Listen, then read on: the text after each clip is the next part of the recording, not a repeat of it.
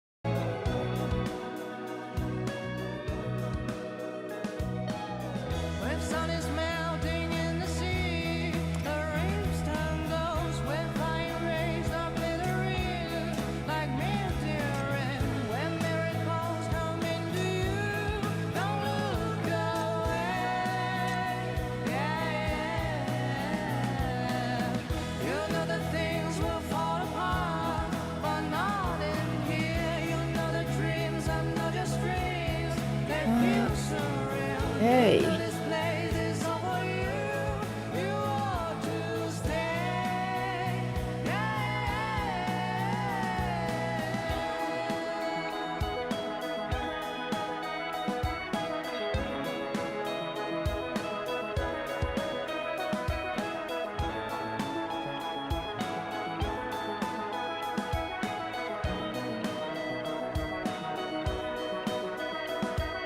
Let me see. Checking in everyone to see if the stream works.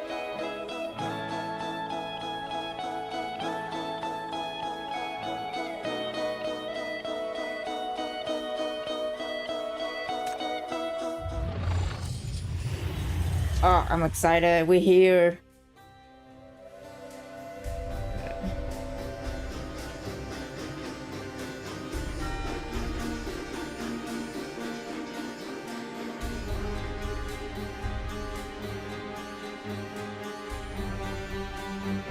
Okay, we're live. Oh my god, I'm Clementine is here. Oh, I'm so excited.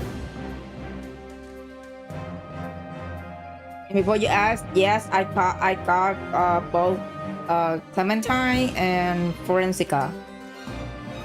And I also got the new Langley attire too, so yep.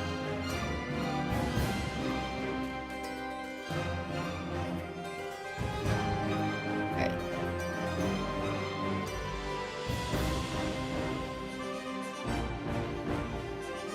The soundtrack is so good, what the hell?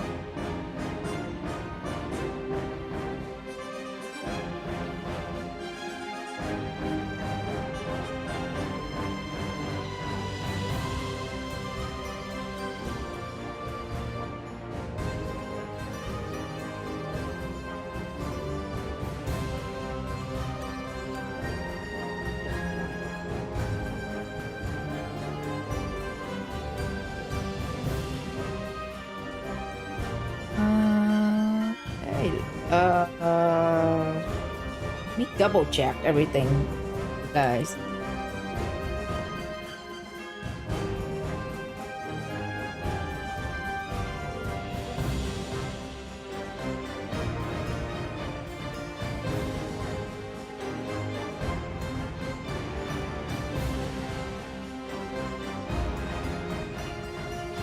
Yeah, I think we all set. Okay.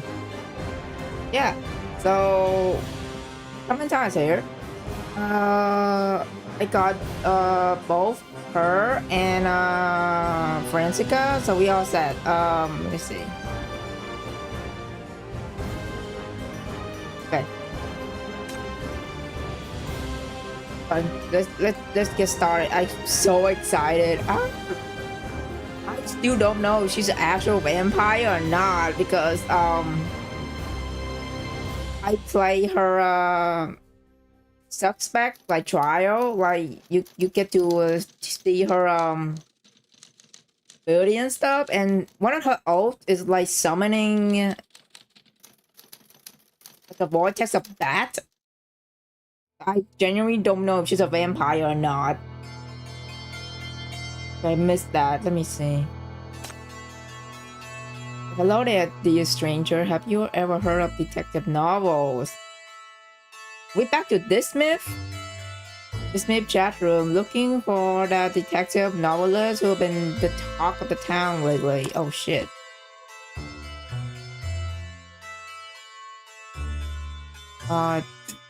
Demon? OP?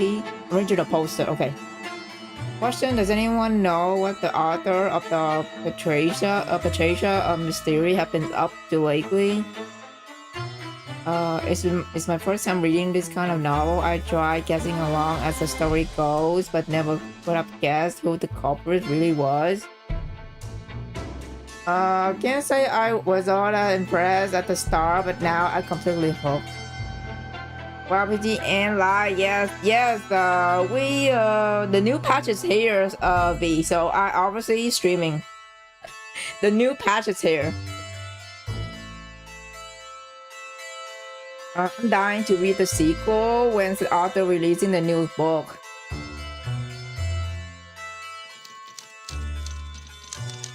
The rules of detective novels. Number 1, the culprit must be someone who has appeared in the story, all the while being someone beyond the reader expectation. Okay. Detective novel, what's that? It's a mystery crime genre where detectives solve murder cases. I think it used to be popular before Nightfall, and this author single-handedly got it back into the spotlight recently. She's been doing tons of interview and promotion lately, pretty much the most celebrated best-selling author in the East Side right now. So I guess Clementine is the author? Hi Lizzie, hello. How are you doing? Welcome. Number 2, the detective must not solve the case due to supernatural or bizarre method. Okay. For real, can't wait for her next book. I finished this one on single sitting too. expected the culprit to be spoiler warning. I kept thinking about who was more suspicious, but it turned out the killer was in front of us all along. Good news, very realistic. Very bad news, too realistic. I'm low-key traumatized. Legit been double checking whether I'm locked my door when I get home lately. Damn, that fucking traumatizing. Okay, I see. I got Clementine after 7 polls. Oh my god, Lucy, I lost 50-50 twice, buddy. Twice, and I finally got her.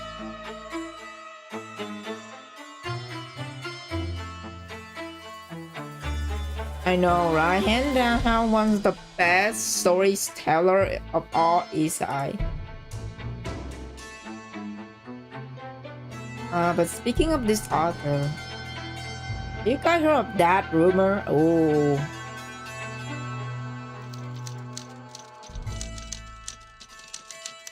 The crime scene must not have more than one secret room or passageway. You lost to Buffet? I lost to Helena. Yelena. I lost to Yelena.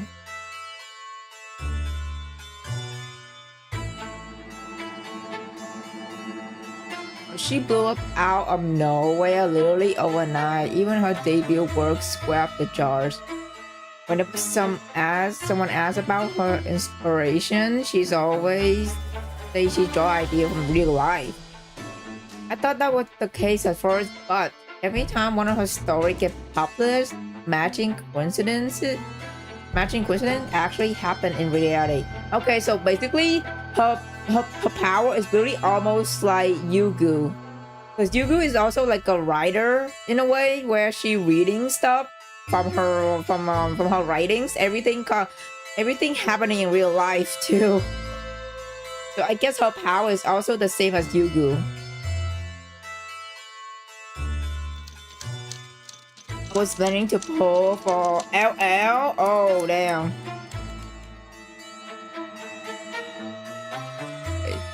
This number 4. Number 4. The detective must not solve cases through coincidence or unfounded intuition, or through clues that were never revealed to the reader.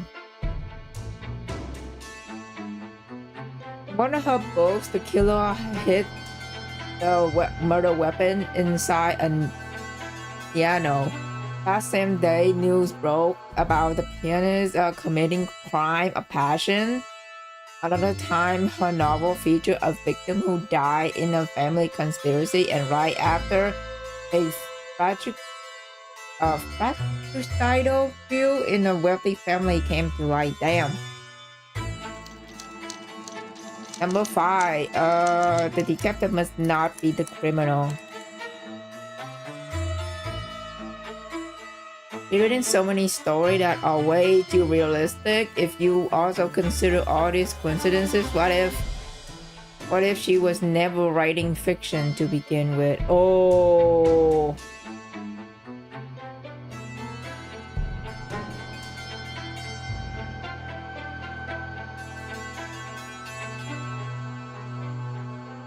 Lamau.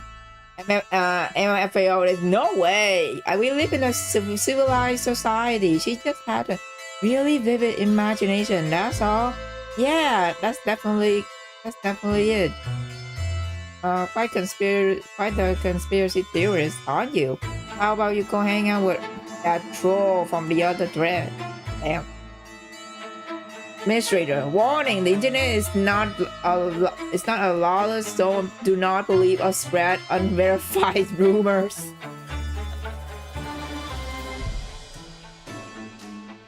Stop lurking. Your face back. Serious where? The publishers just posted an announcement, a next book coming out soon.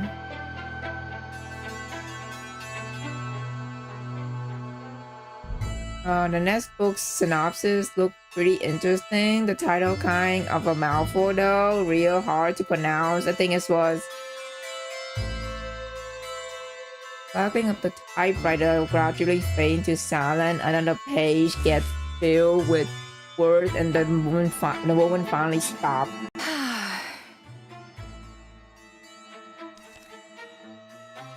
Ibis pauses briefly, then takes out a fresh sheet and hit the key one final time, putting down the story title.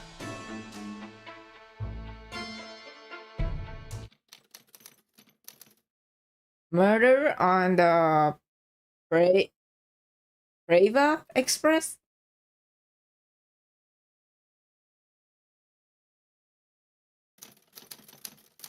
Chapter 1. The important passenger on the platform. Whistle blare. An old-fashioned steam train stopped at the platform. And unusually lively inside a carrier's tray. The attendant, who unfortunately on duties, finally get a chance to take a breather from her hectic work. She leans against the train car for a quick break. But then, out of the blue, a shadow is cast over her. The attendant scrambles to straighten up and read them. "Good day, ma'am. May I see your ticket?" she says. Passenger dressed in a trench coat and wearing a narrow brim hat looks up, then hand over the ticket and identification to the attendant. Oh, let's see here. Yep, everything's in order. Please board the train. Oh, the attendant is cute. Young attendant glances at the name upon the document. Welcome aboard the Preva Express. We wish you a pleasant journey, ma'am. Thank you. Oh, I love the UI of this event. Holy shit, okay. Investigate the corridor. Dear detective, follow the instruction here and you will uncover the truth of this case step by step. This is a train guide for passenger. Tap on the train ticket stub to open the carrier's map. Oh, okay. See the small marker on the map? It represents your current location in the corridor. If you move to the different carriages, the marker will update accordingly. Oh, it's like a map? Okay. Oh, they're us! Okay. That's cheap over there with the hat on. Please know that there's a small icon. Okay. Occupant purpose. If you want to go directly to a room, tap on the icon to fast travel there. However, this only works for a room that has been unlocked. You can't just barge into any room as you please. Okay, tap the blank area to close the map. Of course, if you prefer, you can also enter the room by tapping on the entrances directly in the scene. Well then, detective, the investigation is about to begin. I look forward to your performance. Oh shit. Okay. Everything in the carriers is just right. The lighting is soft. Carpet plush, and the air carries the sense of leather and hot tea. You step into the corridor, ticket in hand, and make your way forward, following the number in search of room that should be yours.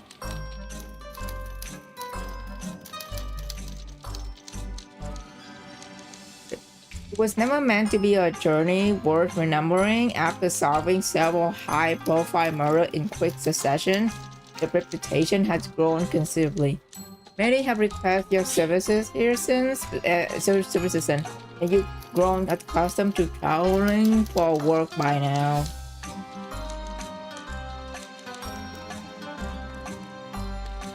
This trip is no different. Just as usual, you're traveling to solve some trouble or a stranger you never met in some faraway place.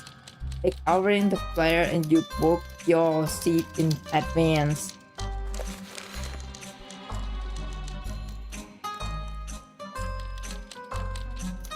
And so, when the attendant closes her ledger and looks up at you, you never even imagine that there would be a problem. I'm terribly sorry, ma'am, but I'm afraid there are no vacant compartments left on the train. What? You charge every argument you can think of to persuade her, but no matter what you say, you can secure a ticket. As the departure time draws closer, you have no choice but to abandon the case and return empty-handed. Hold on. I was supposed to investigate a case on the train, though. How did I get kicked off before the story even started? Oh my god, this is so fucking meta. I'm crying. Oh shit. Oh, dear. Oh my god, Clementine. Why are you looking at me? Aren't you going to keep reading? Oh my god. Oh, she's so fine. What the shit?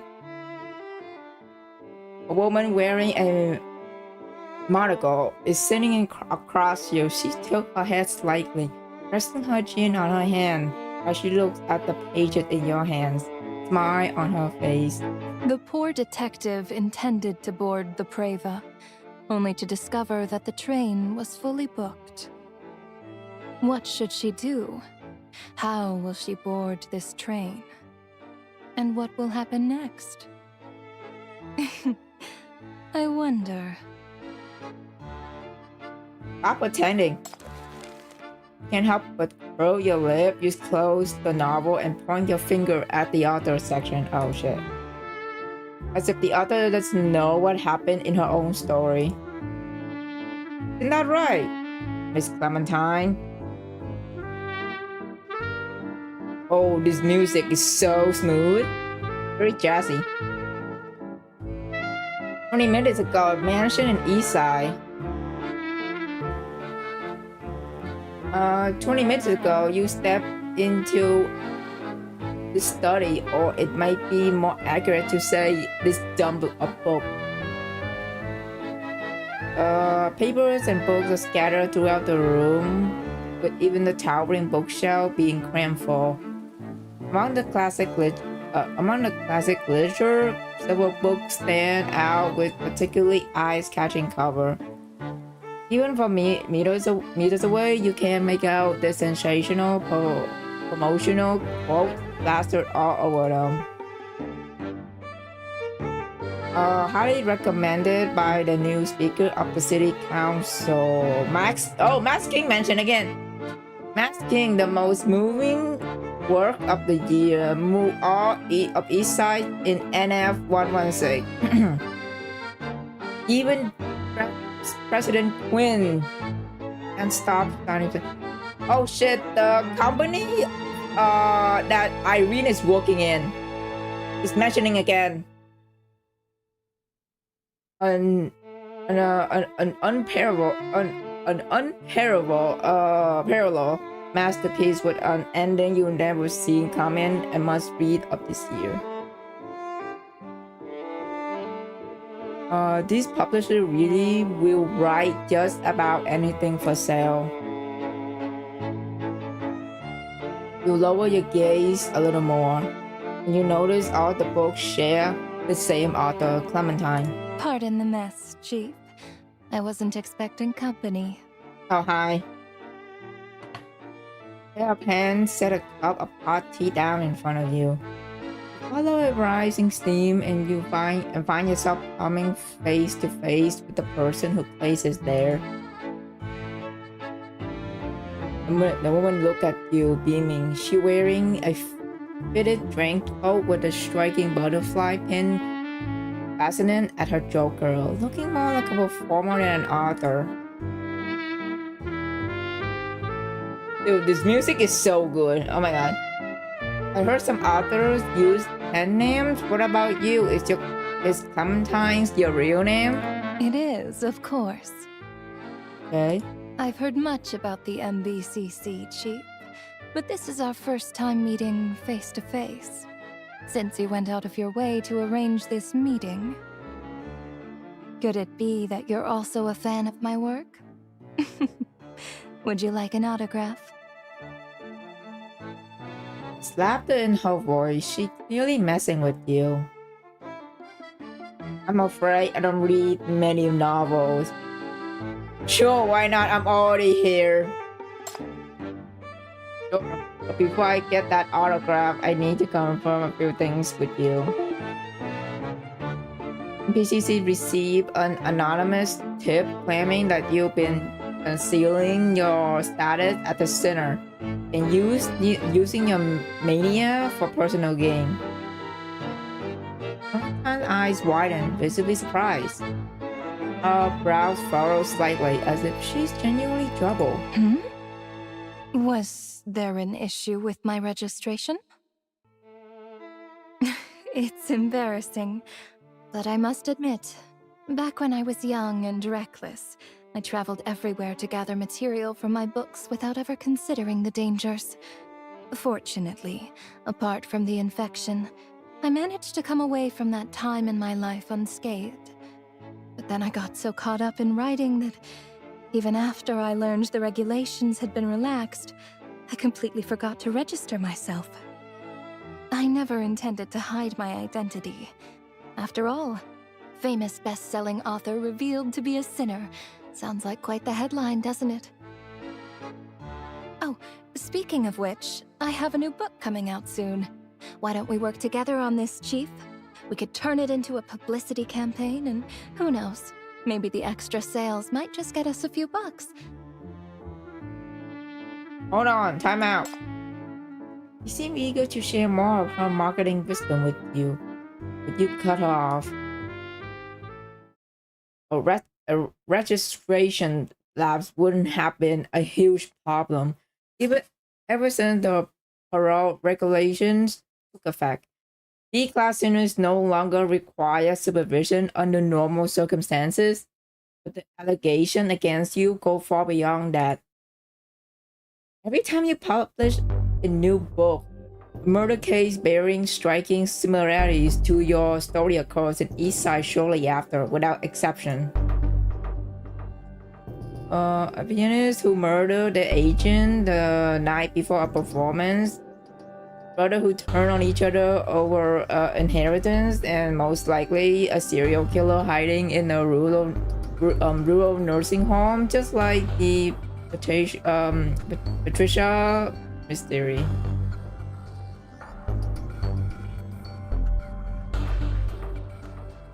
Furthermore, you emphasize the realism in your work on multiple occasions. You claim to have conducted rigorous research, and your story draw inspiration from real life. Oh shit, that's a novel. Pick up a book from the woman's desk. On the cover, a massive vintage string is barreling forward. Hey, Junior Low, welcome. Big clumps of steam are billowing from its chimney, eventually coalescing into a huge letter. Murder on Brava Express. A crime drew so vivid you feel like you're physically there at the scene. A murder mystery that will exceed all expectation. Every one of your novels is followed by a new murder case. Are you predicting these deaths, or are they happening because of you? About to murder someone and write a book about it. That's literally the summary of what happened right now.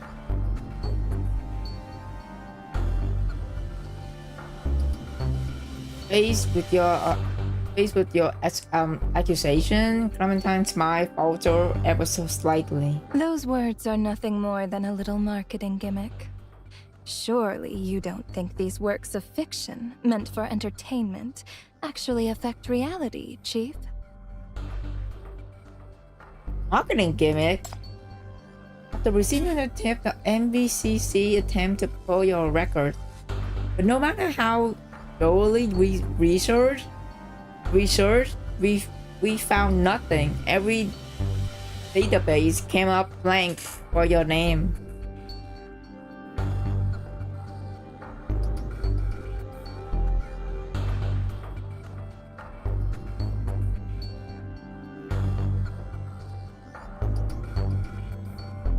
Sorry, gotta drink water. There's a lot of breathing in here. Okay. The name Clementine doesn't exist in any official records. Oh shit. Who are you, really? When this novel does get published, who will be the next victim?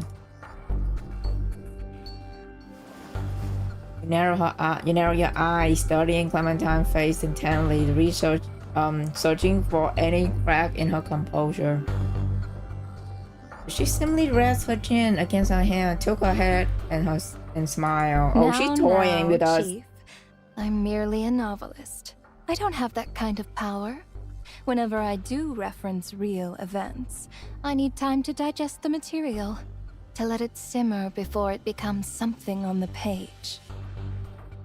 It's still interesting they're only using 3 rules instead of usually 8 mystery rules. Yeah. Wait, no, they have 5. They literally put 5 rules. It's actually 5. Besides, I've always preferred pure fiction over stories that draw inspiration from reality. She tapped the cover of the book in front of you. Steam trains are energy inefficient and slow. They're far too outdated for the modern Dis City, and only exist in records from before nightfall. The current Dis City has no such mode of transport, and stories with that kind of period charm are few and far between. That said, these relics of the past have always had a special place in my heart, and my readers are more than happy to be transported to a world completely unlike their own. Oh my god, she's... A place with no catastrophes and no mania, as though you've traveled back into the past. There, you'll find but a leisurely old train, and a story captivating enough to stir the heart. She basically wants to traumatize us with her stories. That's basically it. As for why I always emphasize the authentic, lifelike experience. Clementine's eyes narrow as she raised a finger to her lips. Her words laced with hidden implication. Call it a little indulgence of mine. What author wouldn't want to leave their readers in awe? She opens the novel called Murder on the Private Express in front of you. Unlike the polished cover, the page inside aren't fully typeset. You can see handwritten edicts amidst the sea of words. Oh shit. Manuscript. That's right. A little exclusive preview. This kind of VIP treatment is hard to come by, you know. See, my stories are serialized. That means everyone else will have to wait at least 2 more days before they can read the ending. My story, really? Everybody have to wait 2 days when they read it. Dude, this literally exact this literally the exact 2 days in the game where we have to wait for her chapter to come out. Bro, this is so meta. What the shit?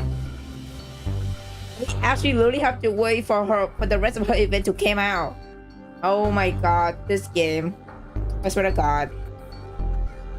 It's bring me back to 0 event all over again. Unfortunately, I'm not here as your reader. I'm here for your confession, and I would love to hear it right now. Clementine shake her head with a smile. If you reveal the mystery at the start, no one will buy the book. That's the cardinal rule of marketing. As for whether those rumors are true or false, why don't you see for yourself just what kind of crime story I wrote and how it came to be? Meta gaming, baby. Meta gaming, baby. Oh my god. She sounds so hot. It seems she won't talk so easily. You flip through the pages and a certain keyword catches your attention. Oh shit. Okay. That's right. A detective, a victim, and a cold case. The detective gets drawn into the case, and she must investigate the clues before the end comes. She has to cut through the fog to uncover the truth and identify the real killer among the crowd. That doesn't sound particularly safe. But it's a classic setup, and quite engaging, isn't it? Enigmatic, Arthur's winks at you. And perhaps you might even catch a glimpse of the real me through this book. The real you? Catch a glimpse of the real her, huh? Sure hope so. You frown and your attention back to the pages. In the book, the unfortunate detective has already boarded the Brava and still frantic over the ticket issue.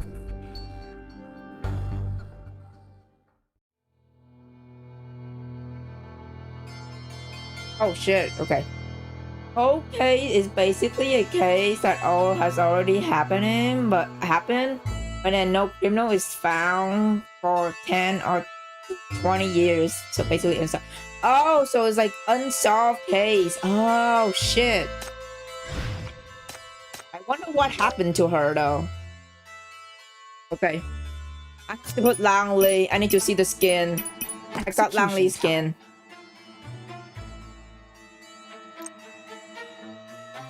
Where is... I also got Clementine. The story begins, a crime unfolds, and you just happen to be at the scene. What's Rahul here? I can eradicate any threats, if that's what it takes to guarantee your safety. Eradicate all threats!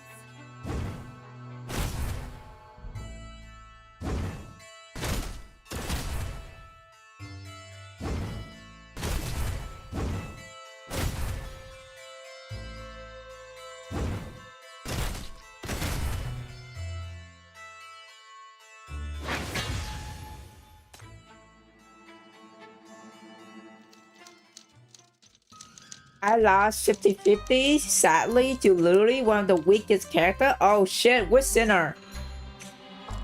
I lost 50-50 twice, and I lost to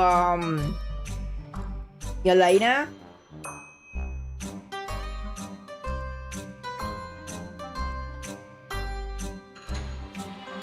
Okay. A young train attendant stand before you with "I'm so sorry" practically written on her face. Her shoulders slump as if this mistake rests on her alone. I'm truly sorry, Detective, but the last compartment was just taken by the previous passenger. There are no vacant compartments left on the train. This route doesn't usually see many passengers, so we don't prepare many compartments. I never even expected we'd be fully booked today, let alone oversell tickets. Damn it. I knew that new intern couldn't be trusted. Oh shit. That new intern can't be trusted. Who are you talking about, girl? The young attendant speaks faster and faster. Her professional smile, which was barely clinging on, finally crumbled. She gripped the ledger tightly, fury blazing in her eyes. Oh shit, she is pissed. If anger could travel through paper, that colleague who handled the registration would likely be in grave danger right by now. In any case, her complaint do nothing to solve your current problem. Oh shit, cheap in the actual outfit. Hold on, I have to remove my avatar a little bit so you guys can see. Like, bro. Give me a second. Like, it's her in the detective and Tranko outfit.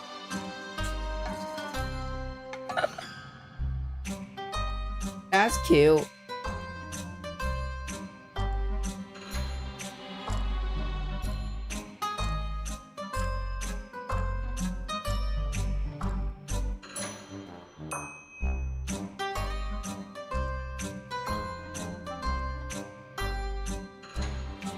What did I miss? Pardon me. Sorry to interrupt, but okay. Are there any other ticket available? I will take a hot seat if that's all you have. I can manage squeezing in for tonight.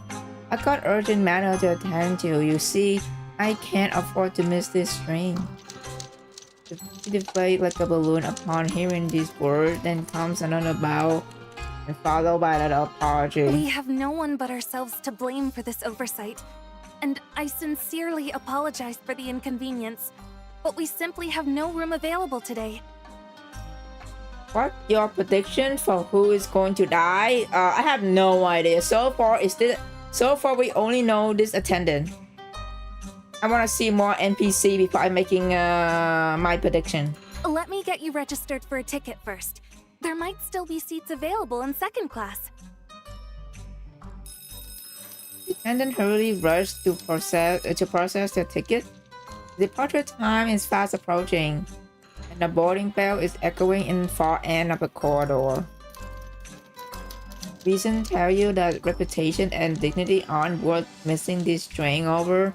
You quick wait time against pride and decide that the latter can be set aside for now. Spending the night on the second class bench won't blame you in the evening paper. Nor will it deal any fatal blows into your career. At worst, just cost you some sleep. Back certainly won't be taking you after these 2 days and night. But it seems your fate is simply sealed. You're just about to resign and accept this outcome when something weighed down on your shoulder. Uh-oh, who is it?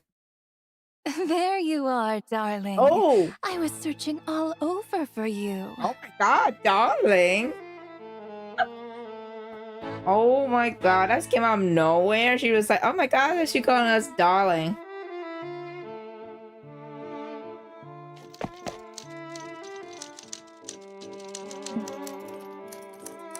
Okay. Hand rests on you very naturally, as if its owner is already used to standing by your side. You gently guide back half asleep, and before you can even turn around and a voice whisper close to your ears. Detective. Babe. Sweetheart. Darling.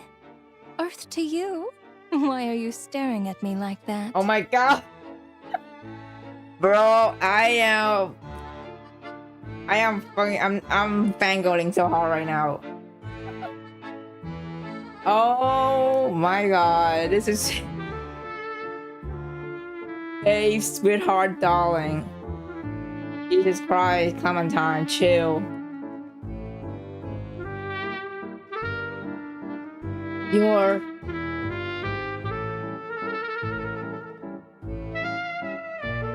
stay at the new passenger name and furrows your brow. Clementine. You called? You wrote yourself into the story. This is self-insert. Oh my god. This is... Bro. I'm fucking crying. Okay. Rank guy. What's this one? Oh, we got corridor. What's this one? Oh, we're already in this area, am I? Okay, so... Pocket memo. What's this? Oh! Allison! Her name is Allison. Allison employed by Braver Train Crew as an attendant responsible for first-class carrier service. Polite, enthusiastic, and conscientious in her duties appear trustworthy. Okay. And there's nothing in the evidence. Oh. Okay, so... Guess we do this? Oh. Surprise. Didn't see that coming, did you? Clementine beams at you. Seems like she very proud of her little trick.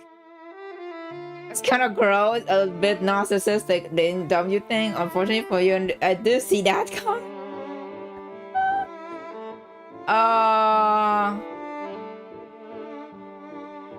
No, I'm not gonna be mean to her. I'm gonna be like, unfortunate for you. I didn't see that coming. Writing yourself into your own book, does that count as drawing inspiration from reality? Now then, what do you think I'm trying to do? Care to take a guess? So simply to be save herself the trouble of coming up with another name. Rather than the author's questionable sense of humor, you're more concerned with what new case this book might lead to. You continue reading, returning to the train corridor and to the size of that slightly unfamiliar Clementine within the pages.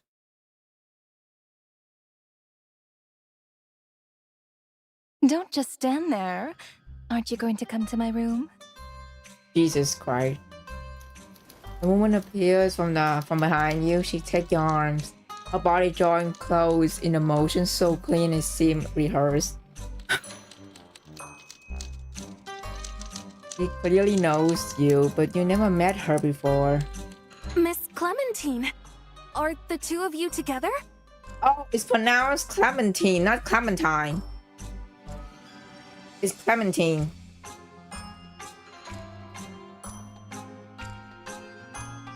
No, I don't know. You insistently want to deny it, but her grip on your arm tightened before you can finish speaking. The woman answered before you can. Are there no tickets left? Why didn't you come find me sooner? I've been waiting inside for ages, you know. That's very mean of you. Dude, I can't right now. If you just need a room, why not come to my compartment? There's more than enough space for two. Oh my god. Clementine begins pulling you towards the carriage before she even finishing talking. The movement is so natural that the attendants couldn't react at first, freezing for half a second before remembering to object. Oh, wait, ma'am! This isn't proper according to regulations! Lieutenant words are cut short by the band nose flung at her. The bills scattered through the air as Clementine lowered her hand, her expressions relaxed. One would think she would merely toss away a used napkin. I get it. It's about the money, right? Go ahead. You can have it all. You want to stay and keep watching, but the woman decides you possibly pull you away. Putting our way in like that is a bit inappropriate, isn't it? My, there's no need to worry. People like that can't say no to money. If you're really that concerned, though, you can just move to another seat once someone gets off later. It'd be better than sleeping on a hard bench, right? And don't you have business to attend to? I'd venture to guess you wouldn't want to miss the train over this. She winks at you, her grin widening as she continues. Not to mention, I still need to discuss a case with you, my dear detective. Clementine gives you no chance to refuse.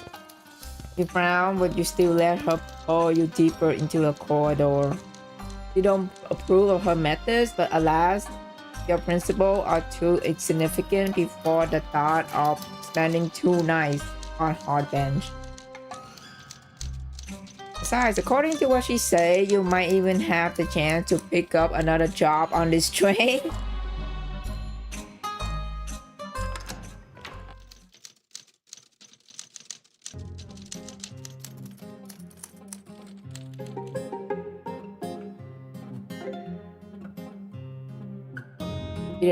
With the attendant help, your luggage is brought to Clementine's compartment. Oh, girl, this is your room? Damn, okay. Beside the partition bedroom, the compartment has an area similar to a living room.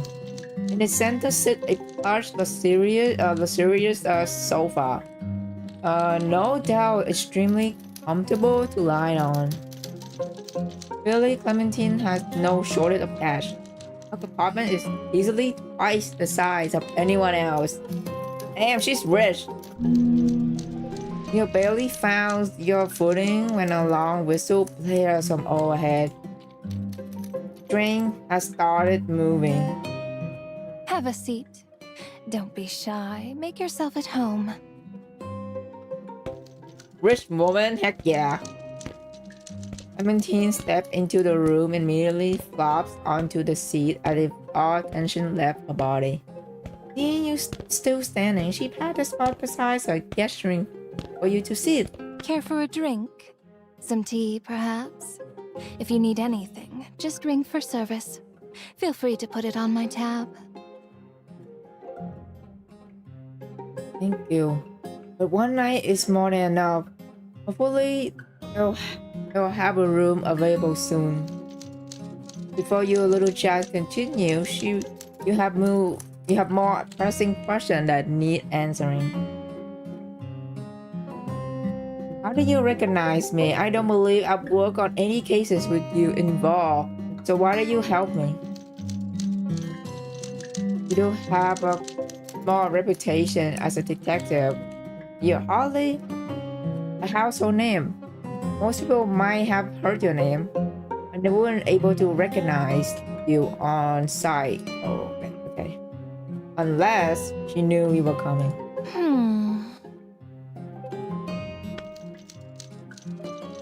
She rubs her chin, seemingly lost in thought for a moment, before clapping her hands together. Detectives are supposed to be quite smart, right? Why don't you take a guess? If you guess right, I'll tell you the answer. What kind of logic is that? If you could guess the answer, what's the point of having her repeat it? Well, beggars can't be choosers. Even a detective has to humor their host. First, while your clothes had no ostentatious embellishment, the stitching, fabric, and cupboards all suggest that it's crafted by a master tailor. You must be considerably wealthy. On top of that, this badge gives away your identity. He points to the coffee table beside the sofa, and Clementine's look in the same direction, following your gesture. Ornate metal badge lies on its surface. The scale entwined with vines. This badge belonged to a discreet but influent family. They're not known to the public, but they produce numerous influential figures in the world of politics, nonetheless. If you're connected to this family, learning about me would be a trivial matter. Clementine's eyes widen, visibly surprised, as she applauds your deduction. There's still one thing I don't understand. If you merely wanted to hire me, you could have contacted me directly. After all, anyone can find my address in the morning papers. What's more, with your connection, you could easily find detectives far more accomplished than myself. Something you couldn't anticipate happened on this train only after you boarded. Something significant enough that you had no choice but to seek out a detective. As you lay out your deduction, Clementine leans forward, her eyes sparkling. The sights fill you with unease. You've seen this look before on the faces of troublemakers. Excitement, obsession, hunger. People like this always cause disaster on a whim, dragging anyone around them into the mess. Bingo! As expected of a professional detective. That was very impressive. This wretched train is way too slow. It takes 2 whole days just to arrive at the destination. I was wondering how I'd pass the time, but look what fate has brought me. How delightful. Looks like your intuition was right. This woman's trouble. What do you mean? What do you want from me? I have a case for you. It has to do with a murder that is about to take place on the train. Oh, shit.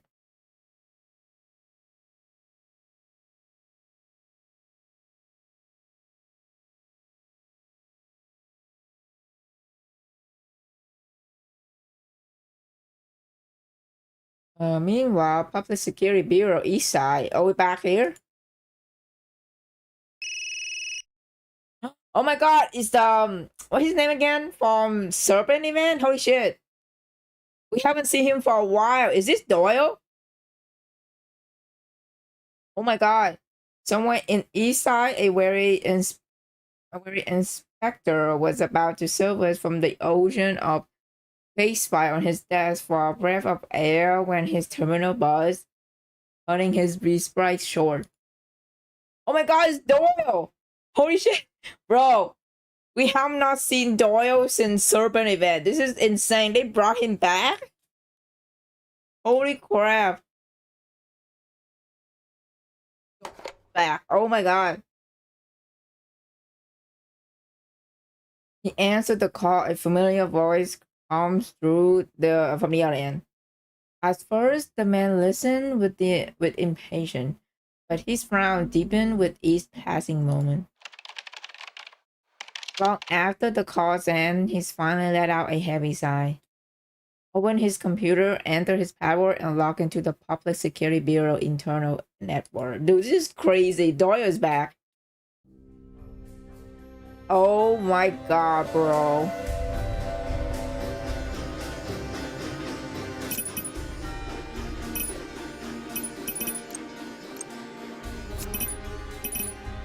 Firewall debugging completed. Yeah. You're under protection now.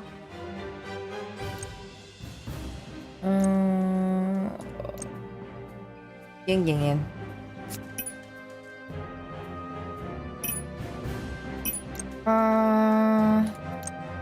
Oh yeah, I finally got Irene. I completely forgot about that shit. Where's Irene? There she is. Getting my hands dirty could be fun. I think we good.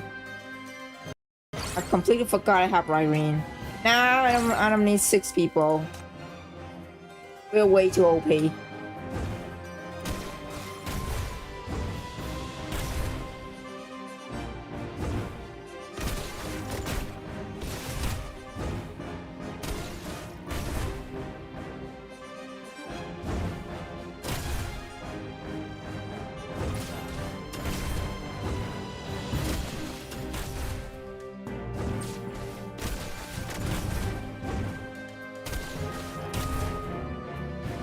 Easy. Murder? What murder?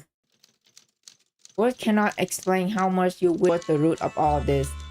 She spread her hands with a playful smile. Handing you a crumbled slip of paper. What is this? A prank? Take the note from her with a furrowed brows. Paper is rough and covered in creases. Each letter on it is different in its shape and size, as if cut from various sources and pieced together to form a chilling message. Die. Just wait. I will never forgive you. If you don't keep, I will bury everyone on this train with you. Holy shit, who is this? Some of the words have been obscured by this name, but the message is clear enough. This is a threat. A notice letter for murder. Did you receive this? No, I found it. I picked it up right around the corner in the corridor. The recipient must have been furious, but they missed while trying to throw this away. And I just happened to pick it up. You hold the letters up to the light. The bottom edge is noticeably rougher than the other 3. Clearly, part of it has been torn off. You do this? Pumpkin shake her head. There's a hint of laughter in her voice. Perhaps because she finds seeing you frown entertaining. That being said, this should be enough to be called a proper case, right? Trains have departed until it reaches the next section. No one can disembark and no one can contact the outside world. Well, fuck, we're already on a train. Everyone is now trapped in this small cage of a carrier, just waiting for the blade to fall, for the crime to unfold. Someone going to die tonight on the train. Oh boy. I found this letter before you came to me. Why didn't you report it before the train departed then? What else do you know? Are you asking me to handle this because alerting others will make things worse? Or is there some ulterior motive behind this commission of yours? Oh. Because it's interesting, of course. A death threat that appeared out of nowhere. Both the sender and the recipient unknown. A murder that's about to take place is thrilling enough in and of itself. But then I even ran into a detective. Oh my god. She literally as crazy as Yugu. If you put Clementine and Yugu together as like the writers, oh my god. These two are fucking unhinged. Of course, there's still time to stop this. Just who could have sent the letter? And who discarded it? What kind of grudge? What type of seething hatred would drive someone to write such words? Clementine's rise to her feet and extend her hand towards you. However, her language movements distort the gesture, lending it an air of insincerity. Now then, detective, will you accept my case and help me investigate the mystery behind this letter?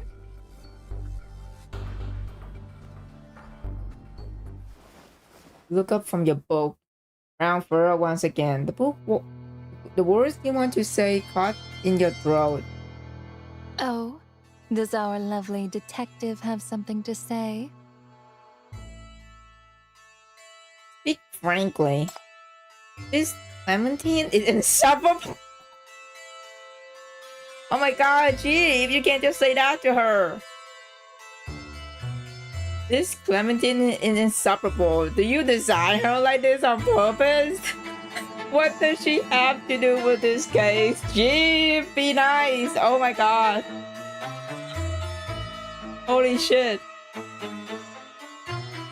Spoiling is a bad habit, you know? You are the great detective here. Don't you want to catch the culprit yourself?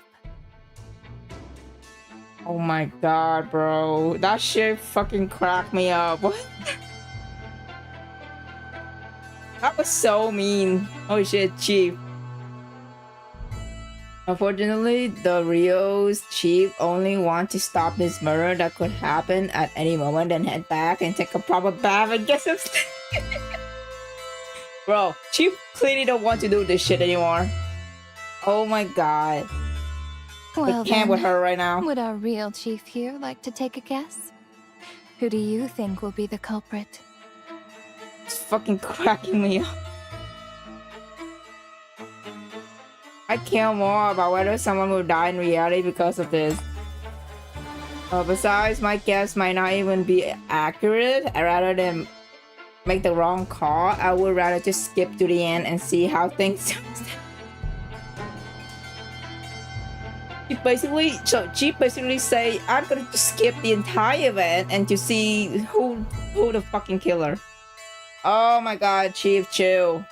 But having your theories proven wrong is part of the fun, is it not? Novelist's tone is gentle, but her words show no mercy. You stop engaging with her and continue reading.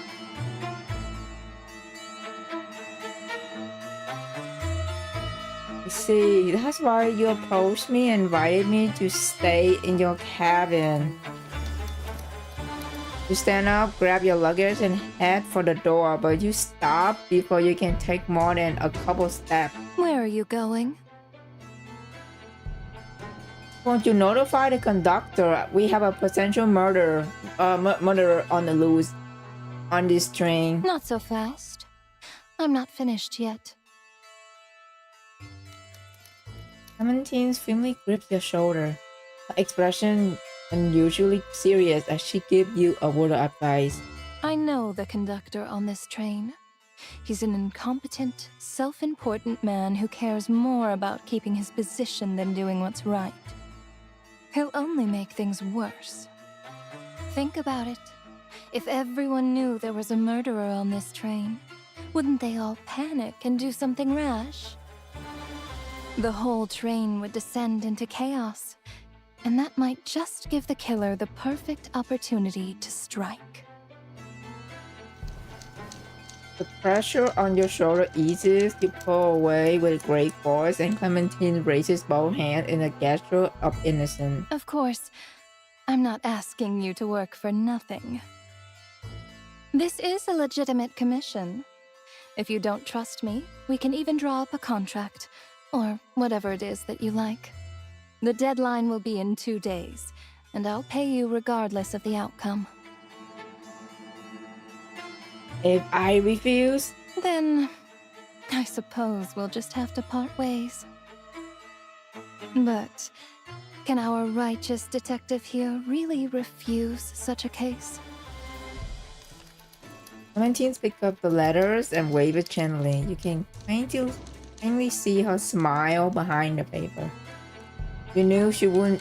She knew you wouldn't stand by while lives are at stake. Looked like you never really had a choice. You snatched the letter from her hand. The person beside you let out a smug hum. Fine, I'll take the job, but not here to play detective with you. If you want my help, then I'll be doing things my way, every step of it. First, I don't know why the recipients discarded this letter, but based on the letter's content, the sender could very well turn their sights on everyone aboard if they must. We need to stop them before that happens.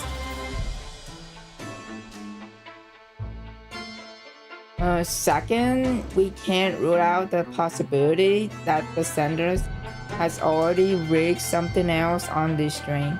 Any provocation could trigger something irreversible. Keep low file, don't cause any panic before we identify the suspect. Third, we have until tomorrow morning. If nothing turns up by then, we'll alert the train crew immediately. I'm not letting the worst happen, even if it means stopping the train. Sure thing, boss. Anyway, let's start narrowing down a suspect. Do you notice anyone suspicious when you found the letter? The connecting doors between carriages get locked before the train departs. When I boarded, everyone else in first class was already on the train. In that case, the culprit can only be among those passengers.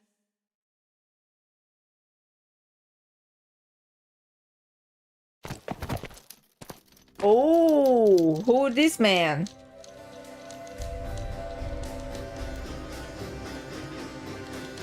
A few talk, a young man wearing glass hurried down the corridor with his luggage and accidentally bumped into a burly man leaning against the doorway. The man doesn't budge. The young man, however, staggers from the impact. Sorry, Oh, please, Jesus. excuse me. Oh, this guy looks dangerous. Burly man face is hidden beneath his cap. You can still make out his menacing glare.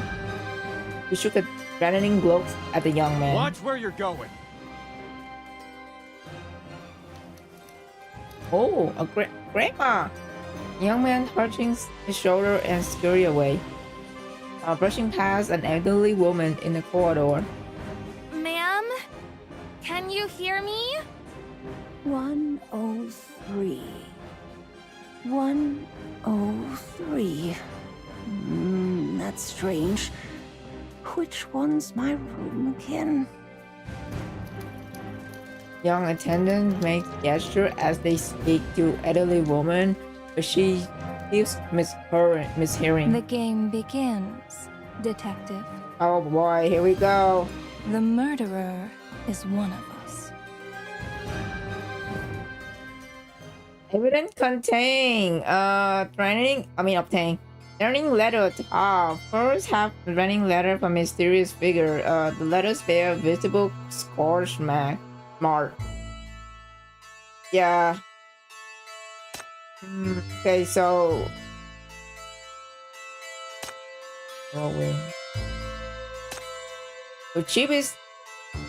Oh shit.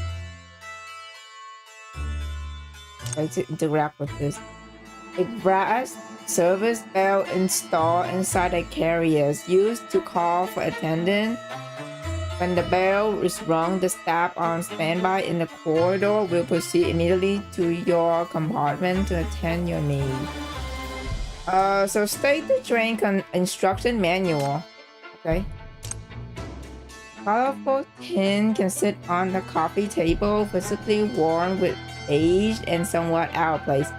Among the luxurious furnishing of the room, unexpected detail. Does Clementine have a sweet tooth, perhaps? Huh. What's this one? Clementine will be resting in the suite bedroom, which means this sofa is where you'll be spending the night. Oh, we sleep on a sofa? Okay. You sit down to test it, and the cushion instantly collapses. Your body sinking along with it. You can only hope your back survive until this morning. That is so real. Hey, my luggage. Your luggage sit in the living room, looking rather modest against the appalling surrounding. Especially since all you brought with you are a notebook, a pen, and a few change of clothes. You raise the crystal wine glass, holding up to the light for inspection. Inside is a half cup of wine shimmering as you flip it back and forth. Ring! Hello! Yes! We in the murder express right now. We have to solve a murder. Mentary selection. What's this one? A stack of newspapers sit on the coffee table, pencils scattering around them. Sudoku puzzle printed on one page is covered in scribble and correction. Judging by the mask, Clementine isn't very skilled at this puzzle. Oh, okay. Do the challenge piques your curiosity. Habits could serve as an entertaining way to pass the time during this long journey. Any suspect? I have no idea. Also, what the heck? Oh no, this is the mini game. Any suspect? We just meet a few NPC, but we don't know who's the real killer is right now. Angel. Okay. What is the? I can only play as Clementine. What is this puzzle? In my spare time, I often play. Oh no, this Sudoku. Will you like to join me? Look forward. We have 3 pencils of different color. Now picks up the red pencil and color this area. Pack and track the red pencil to this yellow tile. Erase this color and paint it red. Okay. Oh! We can paint our current tile and all the adjacent tile, same color to the color you selected. You painted the entire map. You say, oh, okay, let me read this again. You can paint all the same color you selected. Okay. Let me see. I have no idea what the fuck I'm doing. Is this...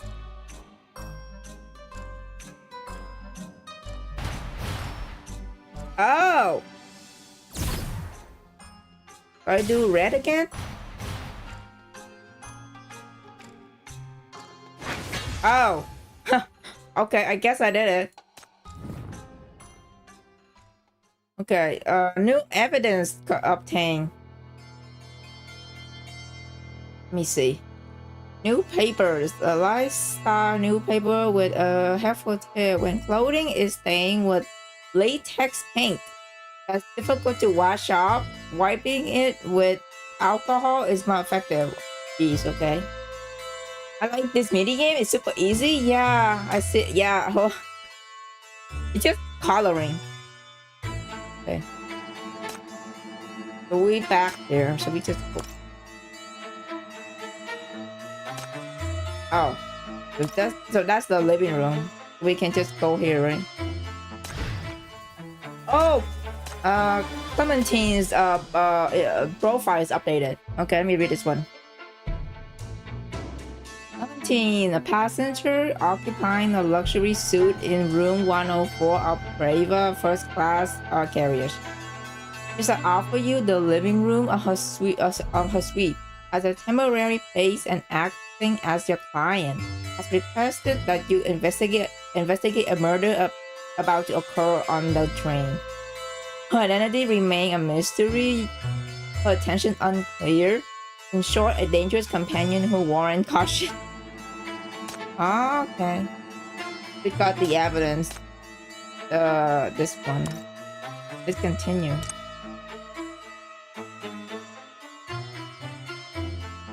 An elderly voice cried out from within room 103. Something crashed to the floor, then roared with a rattling sound before striking the door near where you stand. What the F is happening in there?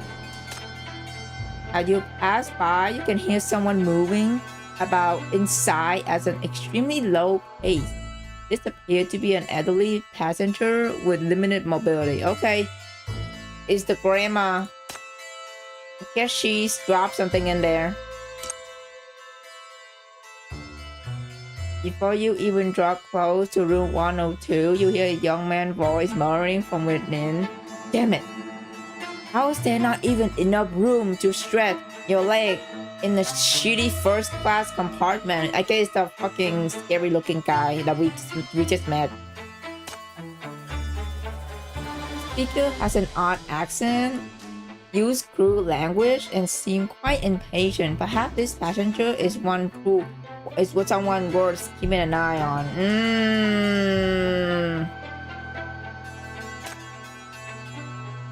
Keeping an eye on. Okay. This kind of remind me of Hero Event a little bit. Yeah, Hero Event is more like fighting the mob within a group of people that in dimension, but this one took place on a train. But yeah.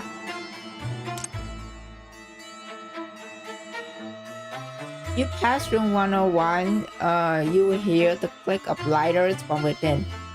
Following by a long exhale, the scent reaches you. One sharper and more pungent than ordinary cigarette, laced with the rich aroma of fermented tobacco leaves. An expensive cigar. Anyone who can afford such luxury is likely a person of considerable wealth and status. Someone from upper echelons of society. So I think we got a rich guy over here. Okay. Next. As you attempt to make your way towards the dining car, you connecting vestibule. I can't pronounce this word. Vestibule. An attendant stopped you, and the expression apologetic.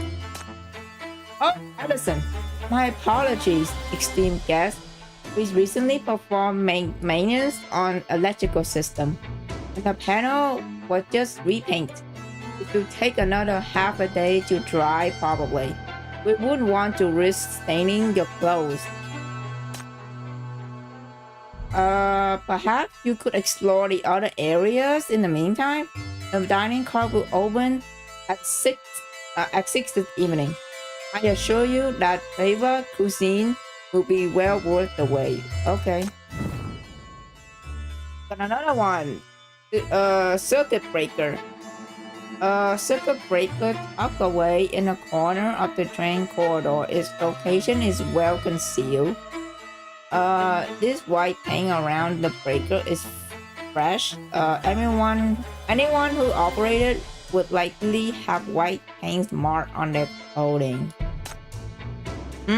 So right now someone have like a white paint on their outfit, on their clothes. Okay. Noted. Got new evidence. We go. Oh, there she is. Okay, I guess we collect all of it. She's back. Hi, Clementine. Can I talk to you? About the potential victim. Oh, potential victim. Okay, I walk around the train for a bit. I only saw the attendant from earlier. The other passengers were nowhere to be found, though I do have a rough idea about what kind of people they are. Got the scent of cigar near room 101. They're likely a passenger of considerable social standing. Room 102 seemed to house a rather hot-tempered gentleman. Room 103, I believe the occupant is an elderly person. Like the hall in such a short time. So then, which one do you think is the target? Oh shit. Who is the wait, who's the potential victim, right? Oh fuck. Oh shit. Okay. It's either the rich dude or it's either the rich dude or the other dude or the dude with anger management. It cannot be the grandma. I would cry if the grandma died. Like the first victim to die. That'd be so sad. So now it's like so I will picking the rich dude. I can't say for certain yet. The door were all closed, so I don't know much beyond what I just say. Perhaps I have a chance to get closer look during the dinner time. Okay. Talk to my friend about this event and the new sinner. They look twice and told me it's giving Capca from Honkai Star and I can for me, I don't know if you play Reverse 1999 Angel, but she looked more like a vampire version of Caconia. She looked like a Caconia, which is for me. So I'm not sure about Kafka one. About comment time request.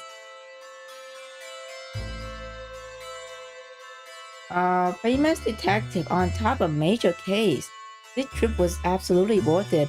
I never expected to stumble upon such delightful entertainment.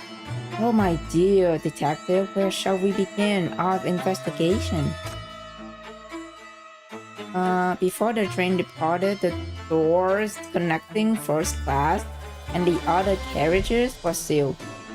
Whoever could receive that letter must be somewhere in the first class. Perhaps we should start by investigating the passenger. I do play it. Yeah, I can see it too. Yes, yeah. She look more like a Caconia, but when she's a vampire. She look nothing like Kafka. I don't know why people say that. That makes sense. Perspective of a great detective. Your logic is impeccable, and your mind is most sharp. Clementine speaks, but she makes no effort to get up from the sofa. Instead, she presses a menu into your hand. I happen to have an order for the dining car. I can't seem to get that attendant to come by. Can you be passing through anyway? Would you mind delivering it for me? would be a little less lazy, kill you. He was like, stop being lazy and do it yourself. You won't even grant me this tiny little request, great detective? Then perhaps I should ask for something more interesting instead.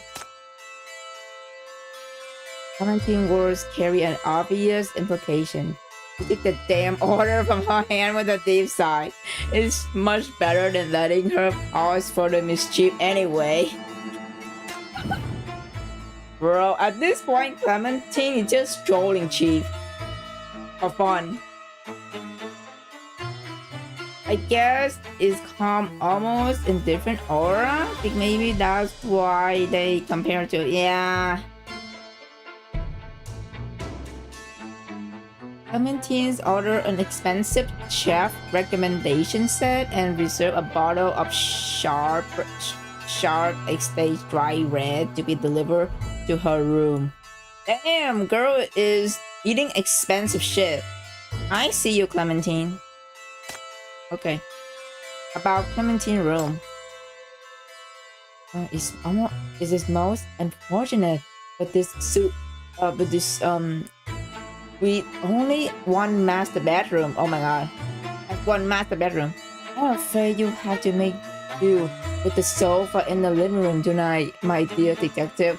Wow. So greedy. Not sharing. Okay. This room is so luxurious, it's astonishing. I never knew the Brava has suite of this caliber. Well, now you know. It's perfectly reasonable to want comfortable accommodation when you're traveling for days. After all, of course, if you like this room, perhaps you could consider taking a few more commissions from your truly. She did not just one bed trope us. Yup, she literally like, nope, this bed is for me. You can sleep on the sofa. That won't be necessary. This case alone is more than enough to keep my mind occupied. Clementine looked unsatisfied and seemed like she wanted to continue persuading you. You quickly cut her off and changed the subject under her amused gaze. I guess that's done. Got the evidence. Wait, did her profile update? No, she's not. Okay. Go back. Oh.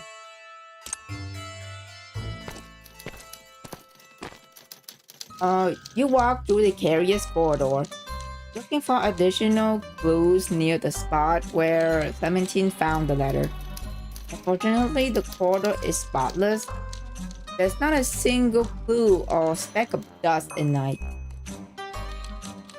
You search with your head down, just like a mole, following the trail all the way to the connecting door leading to the second-class areas. But then you come to a halt. Someone is blocking the doorway, completely obstructing your path. Who is this? Huh? Forensica! Oh my god. She's here too. Okay. You looked up. The first thing that catches your eye is a mass of diseased hair. Clementine seemed very set on trying to get us to sleep. Unfortunate for her. Yup. Chief insomnia exists. Yeah, Chief don't get enough sleep for this shit. The owner of that hair is Slim, and she's currently leaning back with both feet firmly planted against the ground. She's pulling two old leather straps, her face flushed red. It seems like she's been locked in a losing battle with something. Uh-oh. Ma'am, do you need any help? The attendant noticed the strange sight as well, but the moment she draws closer, the woman flinches as if some defense mechanism has been triggered. Stop! Don't come any closer. I can do this. Don't touch it. Oh, I love her voice. It's pretty soft.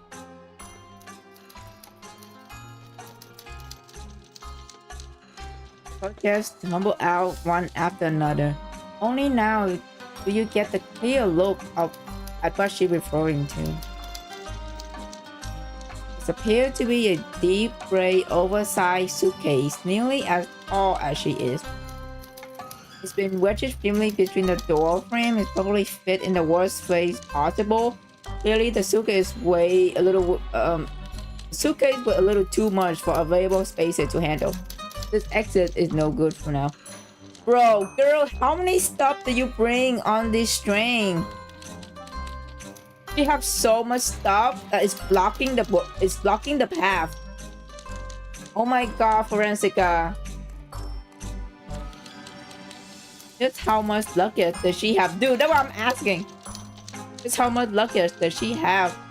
You briefly calculate the ratio between the volume and travel duration, but the math simply doesn't add up no matter what. Girl! The woman stays silent. She released the strap and pulls out a glass bottle from her pocket. A neat white label covered in dense printed instruction is affixed to it. It looks more like a laboratory equipment than something you carry on a trip. Girl! Ma'am, what are you... Oh my god. The strange woman quickly measured the door frame, then unscrewed the cap and carefully applied the liquid to both sides. Her movement up her side, the covers are even. Once she finished, she stuffed the bottle back into her pocket and take a deep breath and grab hold of the two worn strap once more. Is she trying to get the luggage into through the door frame by like by applying slippery liquid to both sides of the door frame?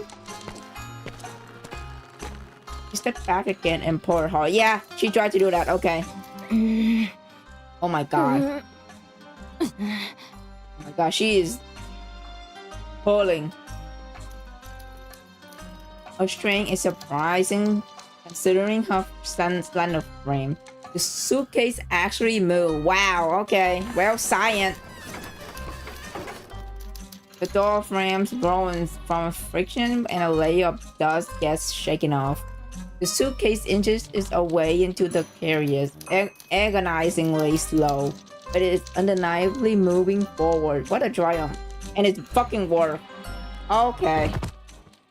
Unfortunately, just as the suitcase cleared the door frame, the strap snapped. Oh no. Inertia sent her stumbling forward. As for the suitcase, its weight has already tipped into the carriers, so it no longer has the support of the frame. And I expect that it's come tumbling down towards her. Uh-oh. Girl is struggling. She is. Watch out! You instantly lunged forward and yanked her to the side, but she dragged you down with her. Oh no! Both you hit the ground. Oh my god. When I saw her rank up art, I thought she'd work at a morgue. Yeah, she's more like a surgical doctor in a way, I guess. The strap snapped and the massive suitcase, nearly as tall as a person, crashed to the floor and burst open. You catch a glimpse of a several-old legend of the star-rimmed disc and a few anatomy journals. Just then, a white shape spring loose, bouncing straight over your face. Oh shit! Ouch! You instinctively reached out to catch it, but end up missing on your first try. A dull ache spread around your temple. On the second attempt, you finally grab hold of the excellence. It's smooth to the touch, but the shape feels odd. What is this? Gee, what do you grab? Wait, let me read that again. Grab on an assailant. It's smooth and touch. What the heck did you just grab, Chief? Look down in your hand. It's a complete leg bone. Oh my god. Forensica, why do you have this on your luggage? What the heck? I mean, I know she's a doctor in a way, but like, girl. A few steps away, inside the open suitcase, lies a nearly complete human skeleton that has been neatly arranged. The skull tilted to one side and the position is in a much more comfortable than yours. What is that? You had the whole skeleton. Bro. Rita, Leia. Oh my god, did you name the skeleton? She lunged at you and snatched the leg bone from your... Girl, do you name... Oh, thank goodness. The structure's intact. No cracks either. Don't worry. I'll put you right back next to Luke. Oh my god. Bro, she... Holy shit. How many... Wait. Dorothy's missing too. Where did she go? Girl, how many freaking human fucking... How many fucking skeleton do you bring with you? 1, 2, 3, 4... Bro, how many... Oh my god. Is she talking to the bones? I think she is. Are these skeleton models? She raised her head instantly, her expression turning serious. Oh, I guess she don't like that. I guess that's the actual real person. They're not models. They're specimens. Oh my god. I can show you Vita's bone density report if you'd like. But I need to find Dorothy first. Oh my god. Excellent. Girl. Bone density? So they're all real. And all of these different names. Don't tell me you named all of these bones. That was I've been like asking. Oh my god. Allison is so mean right now. What the... The attendant voice trembled with each word, and she looked like she about to faint any moment. Of course. 206 of them to be exact, since that's the number of bones in a complete skeleton. Isn't that common knowledge? Oh my god, bro. She's so... This... Silent filled the air for several seconds. The attendant's hand trembled as she reaches the carpet. Who even collects bones like this? Oh my god. Fun fact, each skeleton you have seen in lab or in school actually have a real name. Yeah, I'm not surprised anymore. Not each bone, the whole person. Oh. The attendant pointing at the skeleton in horror. Her mouth opens and closes. Just the words seem to be stuck in her throat. At this rate, this moment will be thrown off the train before she can find her precious Vita, Leia, and Dorothy. Wait!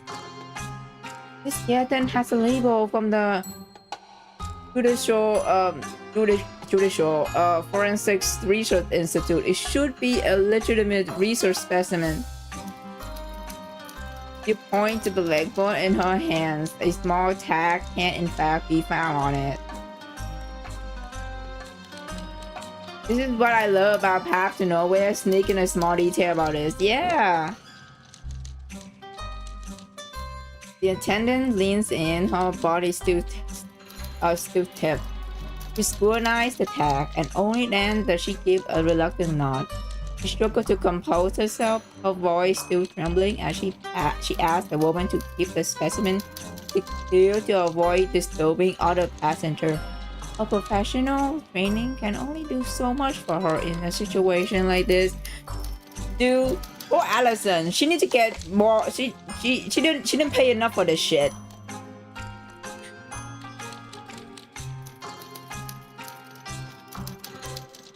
With the shaking attendant sense on her way, you turn back to the owner of the luggage.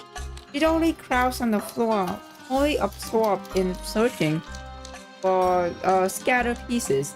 You catch her picking up a small white object on the carpet. Oh my. Thank you, dear. Oh, it's a grandma. Those are my dentures. Oh, her teeth. Okay. The old woman takes the white object from Forestica's hand and without second thought, okay, let me read it again. A woman takes the white object from Forensica's hands without a second thought. Carefully pops into her mouth and keep a satisfied smile. Forensica wrinkles her nose in disdain, wipes her hand with her clothes, and continue her chores.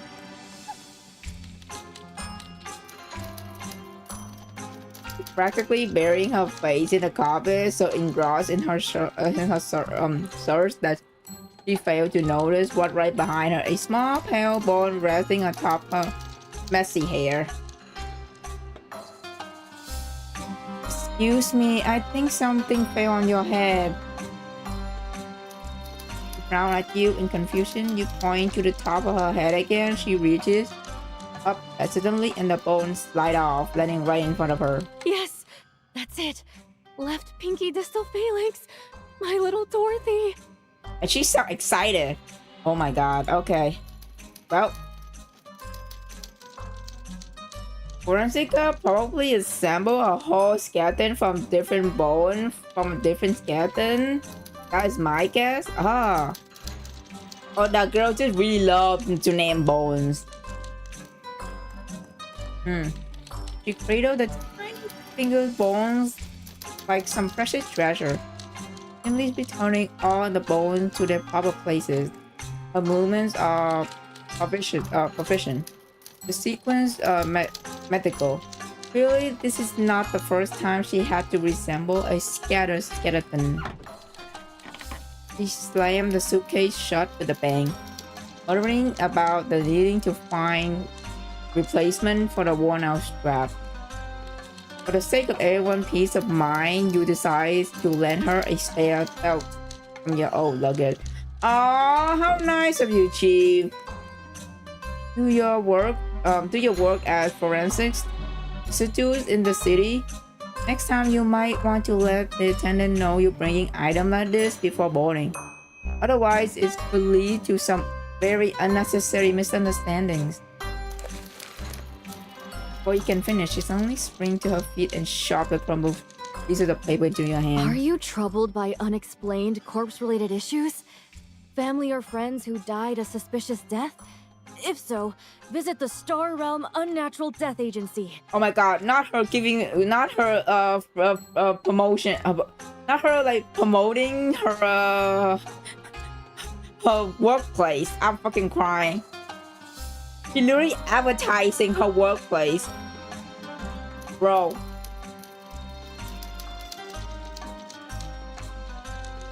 Now it's your turn to tip your head in confusion. You uncrumble the piece of paper and his handwritten business card. Oh my god, bro. As someone who's currently in med school, our skeleton is named Bob. Named after beans. Oh my god, okay. This is weird, that's so cute. In a weird way, where like you guys name the skeleton. That's kind of cute. Problem left unsolved in life, they might just be resolved in death. Star Realm Unnatural Death Agency, Chief Coroner. Oh my gosh, it is her business, girl. By the time you look up again, the woman named Forensica has already dragged her suitcase away. I really hope I never have to use this. Bro, okay. Yep, her profile is up there, is here. Forensica, a passenger from a second-class carrier of the Brava. She became a suspect due to her carrying large, dangerous items. According to the business card she presented, she is a young woman working as a forensic pathologist.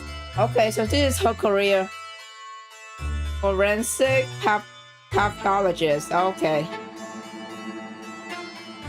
Not surprising.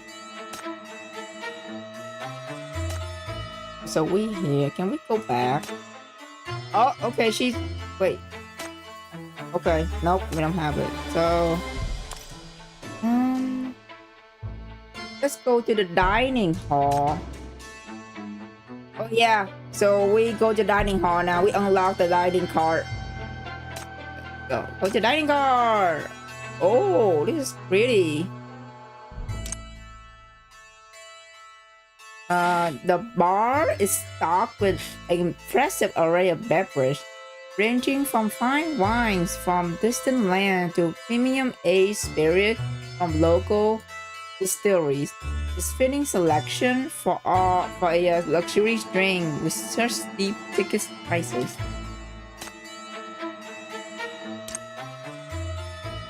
A small locked wooden box tucked away in a discreet corner of the bar.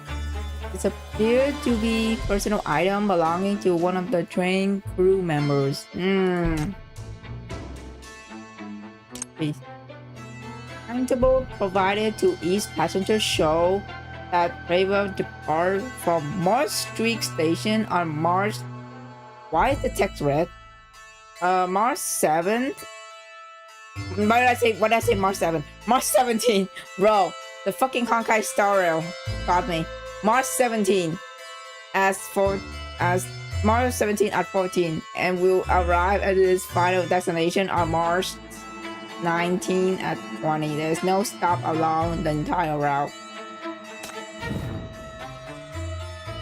Okay, I got the train timetable. Cool. That's a nice ass dining place. Yeah, the tech is red, which is weird. I have to read that the schedule again. Train. Each dining table is equipped with an elegant golden bell for summoning the attendant. A glided serving car laden with an assortment of fine cuisine and beverage from the kitchen. The savory aroma of meat wafts gently from the beneath the silver plush.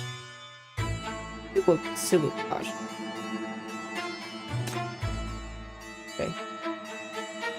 We got this. Let me read this one again. Ring towel hanging on the dining car wall provide bare minimum information about the journey. Trevor depart from Marsh Street Station.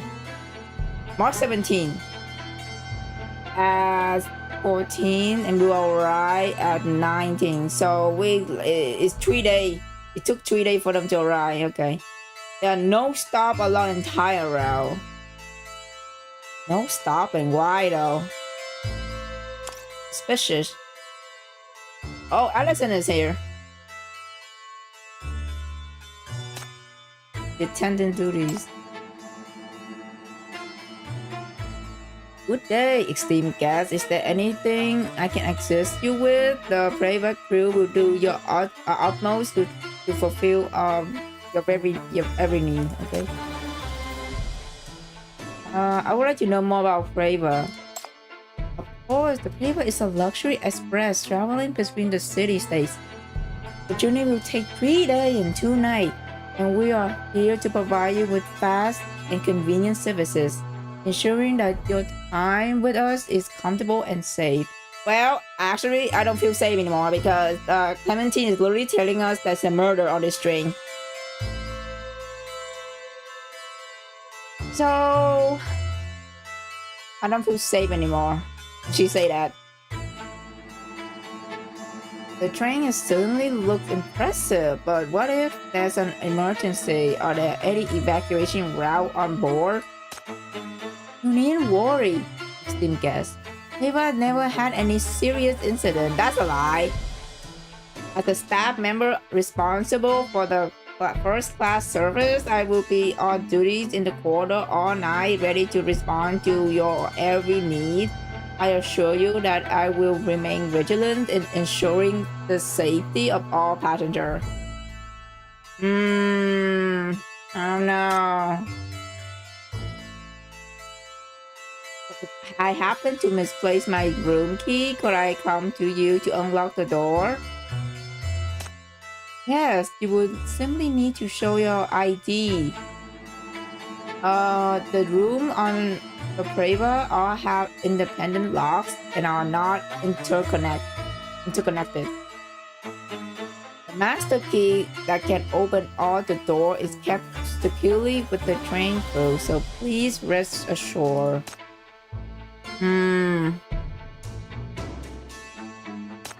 Okay. Oh yeah, deliver the food to Clementine. Forgot about that shit. Good day, Steamcast. Favorite dining car is now accepting reservation. Are you here to place an order? Would you like to see today's shop recommendation? Oh, she's the next Spooky. She's next on whoever the killer's Charlie is. Oh my god.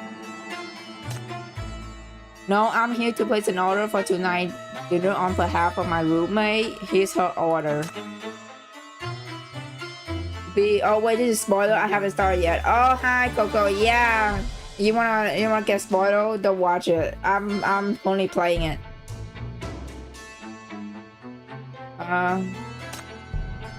It's Clementine's order. I like your cheap avatar too. Thank you. Thank you so much. Yep, bye Coco. Hop on with the event. Thank you. Okay. This is for Miss Clementine's in room 104, correct? Very well. Have the kitchen begin preparation immediately. Dinner service begins smoothly at 18 o'clock, and the wine will be delivered to your room around 20 this evening. Okay, so that she's gone.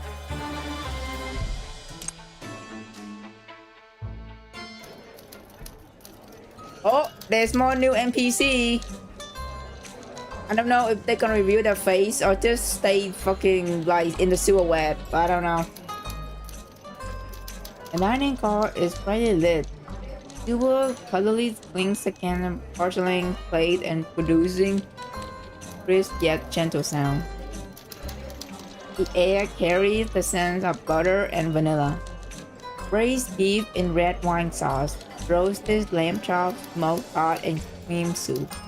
Fine dishes arrive at the table one after another. It is a dessert. The dessert cart rolls slowly down the aisles. The pudding and lemon tart on it, glistening under the light. Oh my god, stop! This made me hungry. It's the kind of experience that could make anyone forget their trouble, if only for a moment. Unfortunately, you're in no mood to enjoy anything like that right now.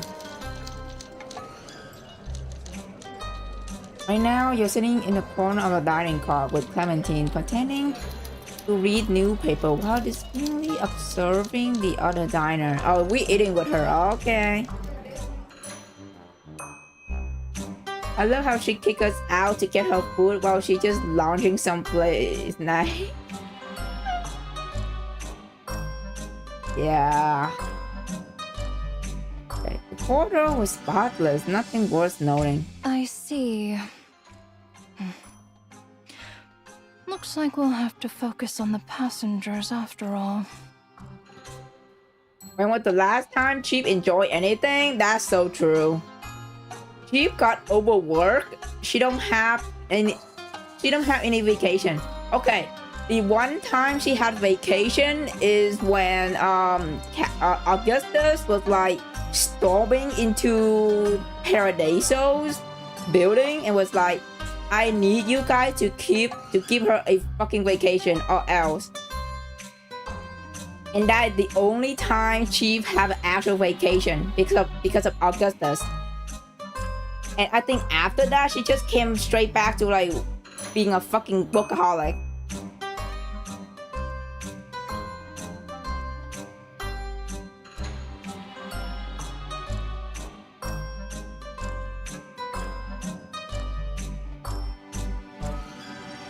That's why Augusta is queen. Heck yeah. We all love our general.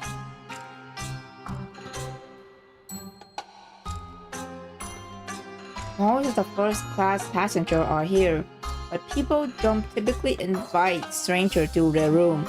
So getting into the compartment for proper search will be difficult. We need to come up with another approach. What should we do then? You can finish eating before you answer me. Oh dear, how unsightly of me. Clementine swallowed the last bite of the fish and dabbed the corners of her mouth with her napkin in slow, deliberate movement. Every motion is perfect and refined. The smoked fish here is excellent. You really should try some. Oh my god. Let's talk about business first. Do you find anything? Oh man, she tried to flirt with Chief, but Chief just like, okay, let's just get back to the actual problem here. We talk about Chief, but what about Nightingale? Oh, dude, I forgot. Dude, Nightingale is severely, like, overworked too. But not only, cause she also, like, stressing out over Chief, because Chief is also, like, very reckless. Like, Chief is always, like, throw herself into, like, danger, like, very dangerous situation, and Nightingale just, like, somewhere in the bureau stressing the fuck out. Yeah, dude, poor Nightingale, man. Of course. The Preva is an old train, so there are only 3 first-class passengers besides us. That little attendant Allison is quite the gossip. I barely had to ask before she told me everything. 3 first-class passenger. This is quite gossip, huh? Okay. I'm surprised by how this woman is not a sinner with the amount of stress she goes through. Yeah, Nightingale, yeah. Nightingale is just like regular human, like Chief. She also like severely overworked. Like, damn. Clementine leans in close, ducking behind the newspaper just as you did. She lowers her voice.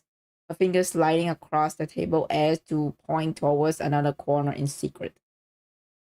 Oh, it's this guy. We still don't know his name. The man is sitting alone in a corner. His back to the night beyond the window. His jawline is rough. His brow sits low, and the entire upper half of his face is lost beneath the shadow of his head. His sleeves are rolled up, revealing his muscular form. His knuckles are rough and broad.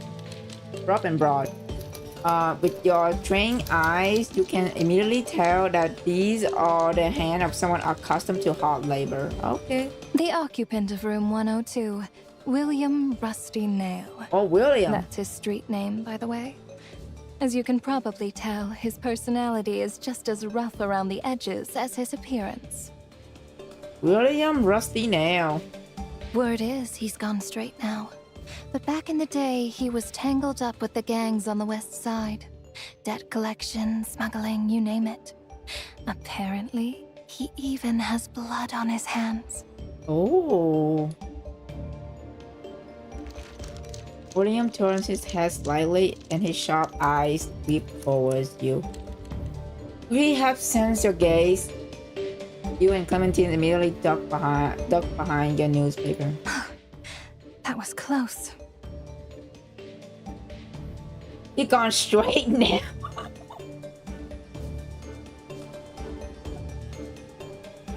Oh my god. What the fucking phrasing. God. Oh my god. He gone straight. In any case, this is an exceptionally dangerous individual. If anyone on this train is connected to a crime, he's our prime suspect.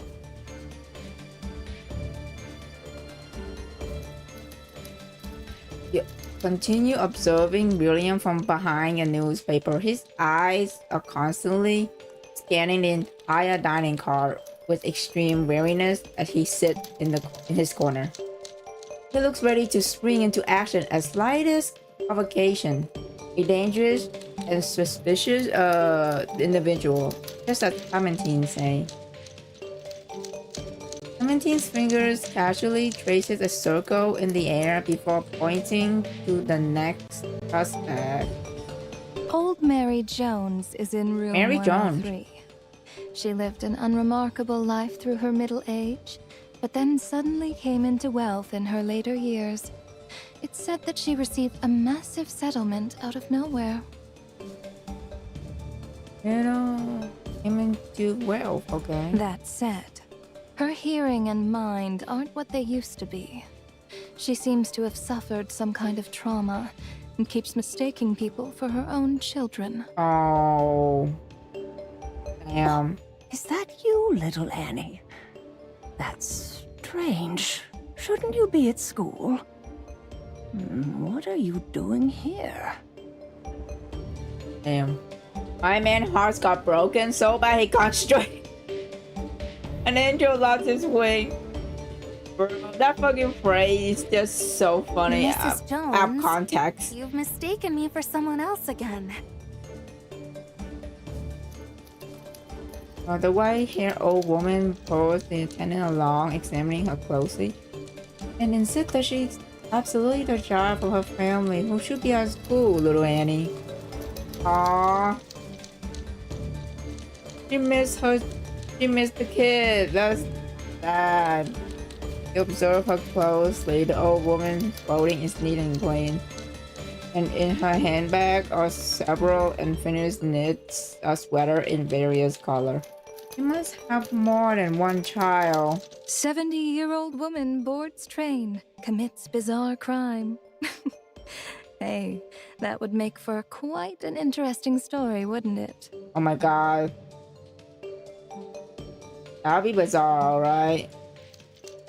In a massive settlement that came out of nowhere? That's certainly worth investigating. You review the first-class cabin numbers in your hand. There's a 4 cabin in total, and there's 3 suspects so far. 1 person remained unaccounted for. So 1 person left. Who is it? Is it Clementine? Peeks out from behind the newspaper, only the unsuspectly lock eyes with someone. Oh,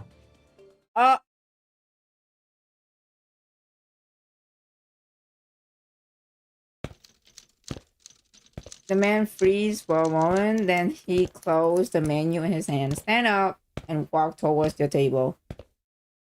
Aye, sir. You instinctively sit up straight and put on a vacant expression you perfected over the years. Attempting to fade into the background, yet the footstep will stop right beside you. Still stop right beside. Oh my god, okay.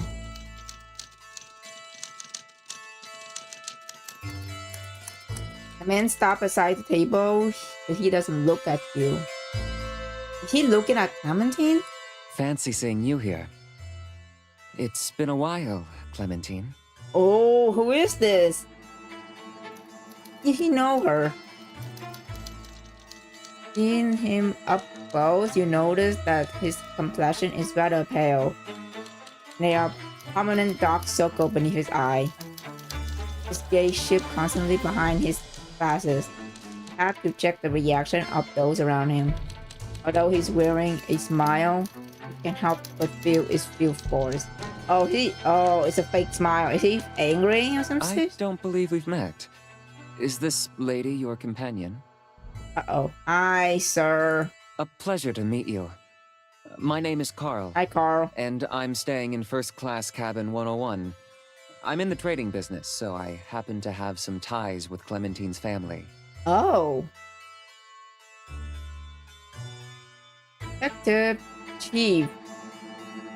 I was invited by Miss Clementine to help her resolve a small matter.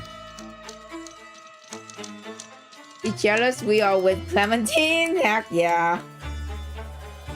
You don't specify what the case entails, yet you notice a subtle change in his expression, as if he realized something.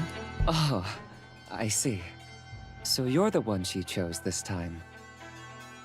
What do you mean? What is that? What is this tone? So you're the one she chose this time. What is this tone? What do you mean?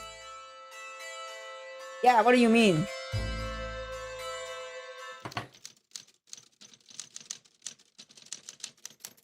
A sharp sound cut through the conversation. Someone slammed a glass down on the table. Just say what you came to say. Otherwise, get out. I have nothing to discuss with you. Oh shit! What is it? What is this drama that I mean? What is this drama I'm witnessing right now? What's going on? She's clearly not happy to see him. This time they were the other times. Tension. There's no need to be so tense. I only came to say hello. I'll be on my way soon enough. After all, I wouldn't want to spoil your mood. Tension. I came to say hello. I will soon though. Okay. Still, to be chosen as her companion... I'm not sure if I should call you lucky or unlucky. Hey, what do you mean by that? Are you jealous or something? Like why what is this tone that I'm getting? Carl turned to leave as he passed by you. He's paused Billy. Farewell, detective. Good luck to you. Bye, sir. The man put his hat back on, tipped it in a polite nod, and quickly exited the dining car. Well, that was something.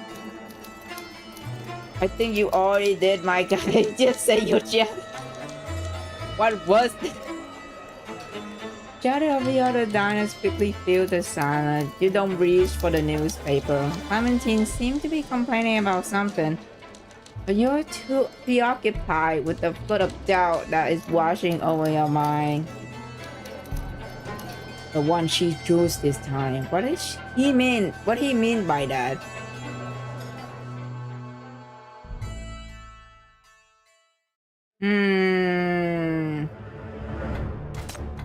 Also, no, we're back to fighting. Oh, I forgot there's one here too. Oh shit.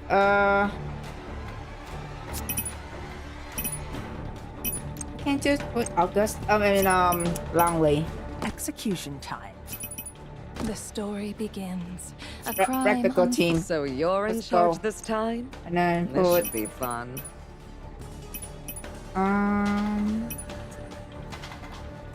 Firewall debugging completed. You're Oh my under god. protect.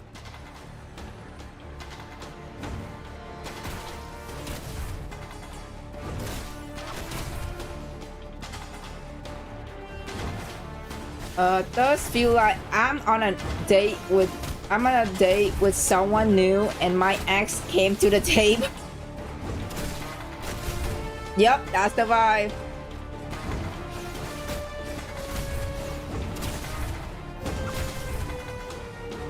Easy. Okay. After Carl leaves, you continue observing the passenger in the dining car, but nothing else of note catches your eyes.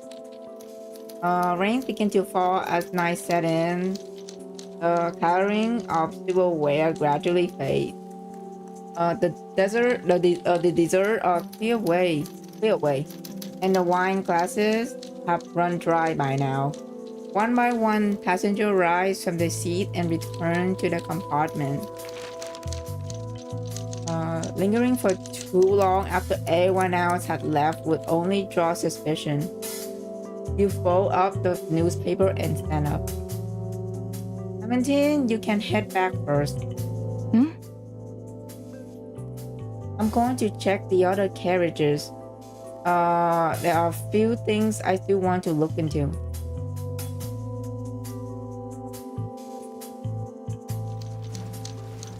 You return to the corridor. However, instead of heading to the corner where Clementine found the letter, you turn and stop in front of Carl's compartment. Oh shit, that guy. Still, to be chosen as her companion... I'm not sure if I should call you lucky or unlucky. You raise your hand. Knock, knock. You wait for a moment. The compartment is completely silent. You hear no step, nor do you see any shadow beneath the door. It seems Carl hasn't returned. Just as you're about to leave, you hear the sound of an argument coming from the other end of the corridor. Oh. Someone there? You tiptoe toward the other end of the corridor. As you draw closer, the sound of the argument grows louder. It's coming from the neighboring compartment of room 102. Wait! I'm trying to remember.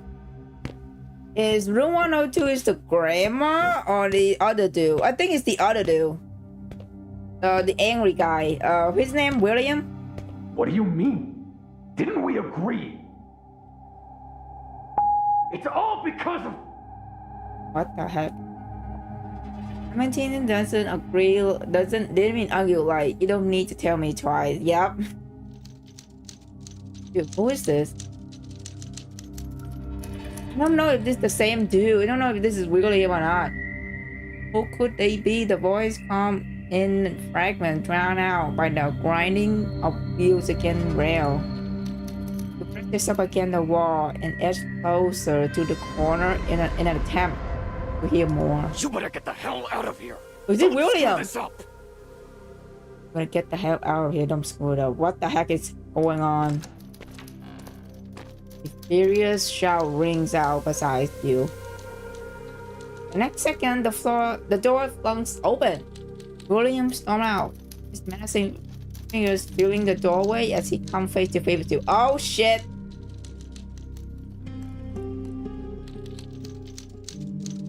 His piercing gaze swept over you. His already harsh features twisted into something demonic. Uh-oh. Were you eavesdropping?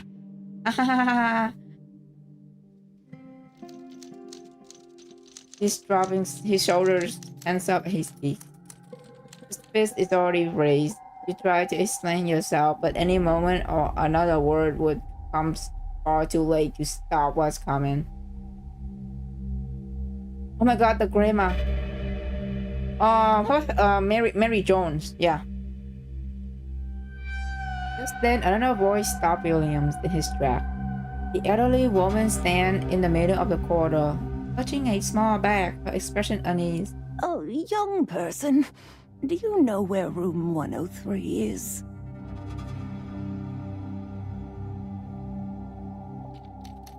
William glanced at her and looked back at you.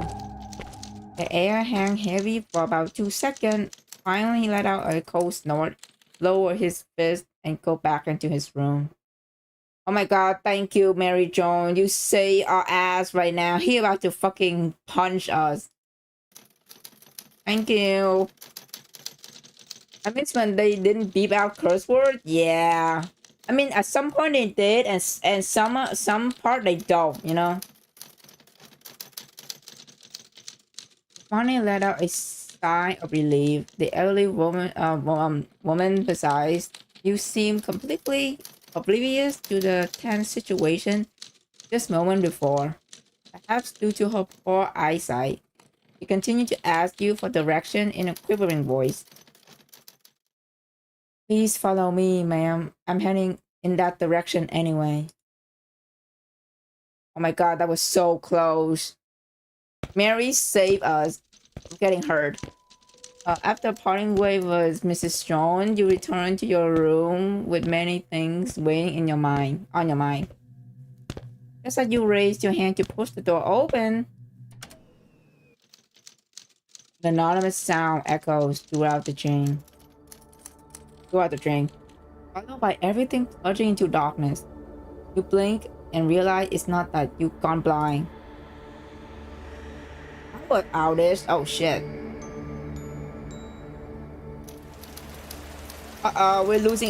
We lost power. Now that you've been deprived of sight, your other senses sharpen in response. You hear the young train attendant shouting in the distance. Something about water causing the aging electrical system to drift. Oh shit. You're about to start finding your way to the darkness to grab a candle when you hear a scream from the other side of the door. Uh-oh. Someone dead? Oh, it's Clementine. It's Clementine's voice. Oh my god. That's Clementine's voice. She been attacked? Everything remains pitch black. You follow the sound, but you can only navigate by memory. You go to the sweet parlor and eventually into Clementine's bedroom. In her bedroom! Oh my god.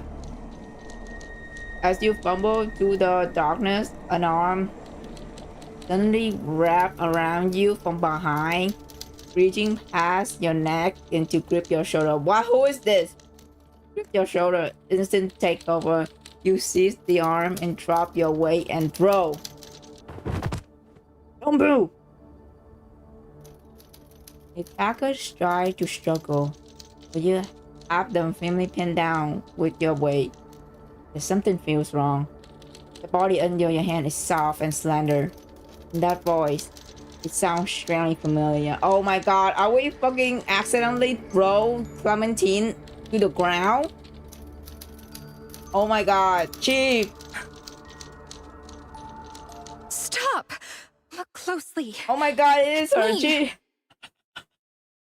Oh no, Chief accidentally like throw her to the ground. Oh. Clementine? Oh my god. Hello? How coincident, it's in her bedroom too. We're literally in her bedroom right now, by the way. What a coincidence. The curtain tears open amid her struggling. Moonlight spills through the ripped fabric, illuminating you and Clementine. Oh my god. Clementine? Where are they selling? Did they get away? Oh. Oopsies. Girl. We thought you got hurt.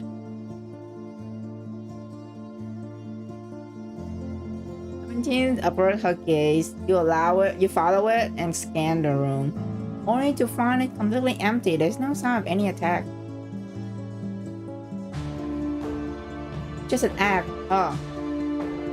There was never anyone in here. Was there? You do this on purpose? Oh my god. And how convenient. It's literally in her bed. We're literally in her bedroom. Oh my god. What is... Fabric brushes against your nose. Clementine cut off your questioning with a smile. Well, you took forever to get back. I was bored out of my mind. The killer's been hiding on this train all day without making a move. My guess is they got cold feet and chickened out. So, I thought I'd liven things up and give them a little push. Bro, she is... Girl, you're not taking things serious, like, right now. I'm fucking dead. A power outage, complete darkness. It's the perfect opportunity to strike. So tell me, why hasn't our killer made their move yet? Steve doesn't justify scaring people on purpose. Come on, don't be so upset. I'm perfectly fine, aren't I? You came rushing in so quickly once you heard me scream. Were you worried about me? Weren't you afraid the attacker might still be in here? You were hoping for that. Looked to me that you were hoping they will actually make their move during all that chaos. But you do realize that if anyone in this carrier is a suspect, then that includes you too, right? My, looks like you've caught me red-handed. You're absolutely right. My sworn enemy is on this train, trembling in fear at this very moment, terrified I might come knocking. But an assassination in the dead of night? That's simply not my style. I prefer something grander, more spectacular. Something like setting everything ablaze and burning it all to the ground.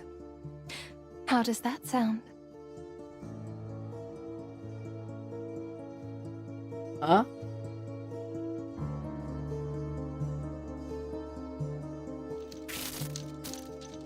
Oh, her bedroom is not that big. Okay. Cradle, the light flickers back on a soft buzz. The room is bright once more. Wait, what do you mean by that? Nothing. I just said that for fun. Dude, she's just a tease. Jeep, is that you? Hi. How do you name? How do you say your name? Eleanor? I love how Jeep keep on standing there over here.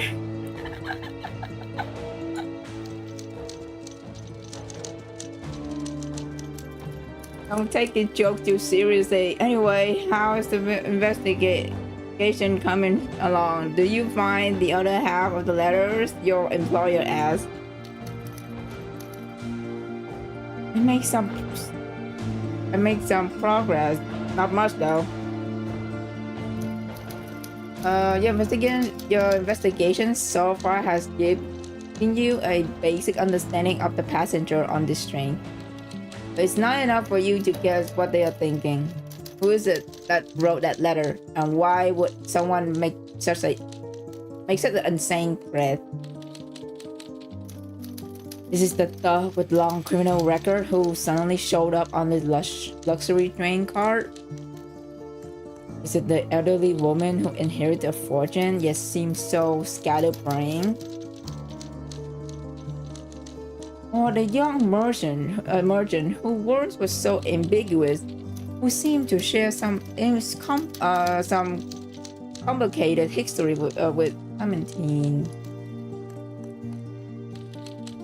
Or perhaps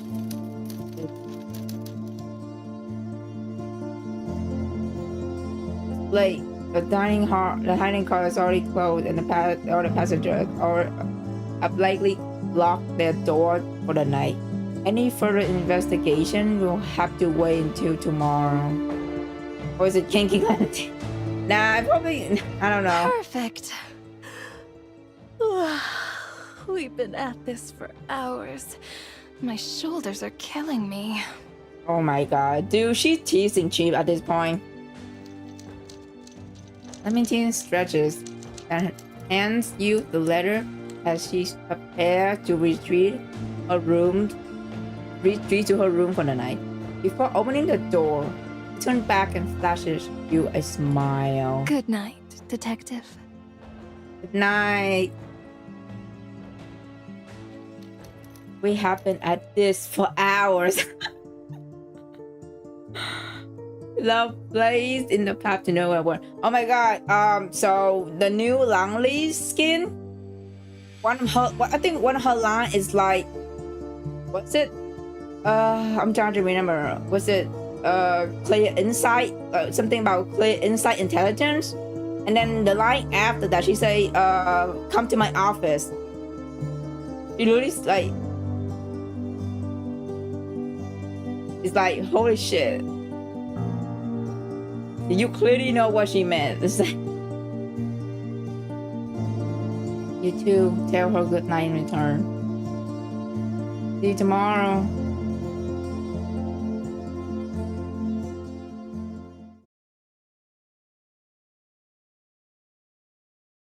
You look up from the book and take a deep breath. Not much time has passed in reality. The tea beside you is still warm.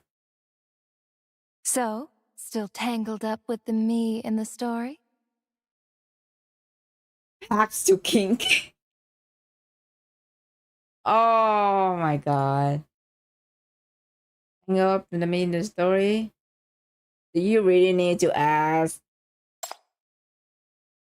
Yeah, a lot of people will love come to office, I'm sure. Yeah. No, cheap, no, especially cheap. Cheap would probably like secretly love it. You raise your hand to rub your eyes, but you don't continue reading. I give up. Let's just end the tedious charade already. No internet, no mania, only rudimentary electricity. On top of a train that moving fast is suddenly a compelling setting for a crime story. It definitely crafted a fascinating world different from the city. But what I'm looking for isn't some fiction, and certainly not the detective and Clementine playing some mystery solving game. Who sent that letter? Who is on the moon in the real world? Who sent that letter? Perhaps the information you seek is hidden in the first letter of each line? String them together, and you might just uncover some grand conspiracy. Oh god. Oh, great. Another riddles. Nice. Seriously? You don't buy it. Clementine stand up with a smile and place the book before you once more. Look, I know the plot's been too uneventful for your taste so far. She turns another page for you. But I promise, the good part is just around the corner. I told you. Wordplay. This is a foreplay, bro. I'm crying. I'll be back here. Dude, that's funny. Foreplay. Okay. Let's see. We got 3 new profiles. Jones. A passenger from first class compartment 103. Okay, her room is 103. 103 on the freight bus. She appeared to be an elderly woman with a kind demeanor, seemingly suffered from dementia, and often unable to remember things clearly. Oh, a passenger from first class compartment 101. This appeared to be an impeccably dressed gentleman who seemed to know something about Clementine's affair and had some kind of conflict with William. Oh shit! Oh, this is new? Oh, it is not new. It literally happened on the first scene he appeared. Never mind.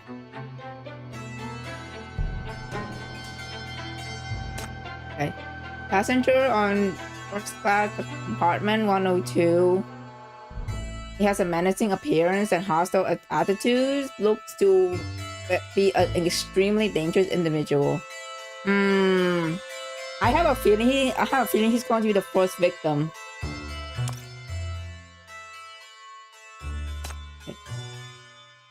Back to you. Oh, what's this? Wait, hold on. What's this? What's that type?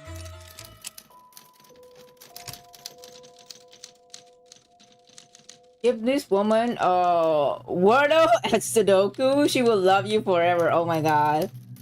I'll just straight up like give her a new typewriter. To prevent anyone from breaking in during the night, you push the low cabinet against the door, pushing it firmly against the handle. Now, even if someone managed to force their way in, you'll be woken up by noise before they can reach you. With your defenses in place, you lie down and trip off to sleep to the rhythmic sound of the train rolling forward. Till you drop awake by a scream. Oh no. Give Hilda's give her Hilda's typewriter. Oh no.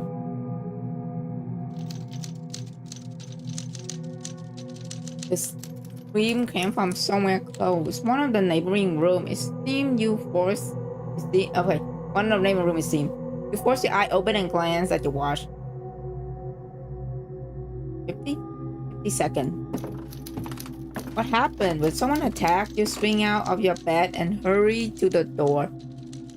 Footsteps echo down the corridor, followed by voices in the distance. Oh, someone was in my room. Couldn't see vanished. Stay calm. I'll get someone to investigate. Oh shit, the grandma got targeted? Someone jog away. You carefully move the cabinet aside and open the door slightly, only to find a corridor that plunges into darkness once more. It's midnight, it's close to 1. Oh! Another power outage. You stay out of cautious. You stay put out cautious. Caution. Doing multiple set of footstep approach from the other end of corridor. This time the voices are clearer. The circuit breaker's broken. Don't worry. I've already asked Mr. William from room 102 to fix it. I brought a spare lantern. Are you all right?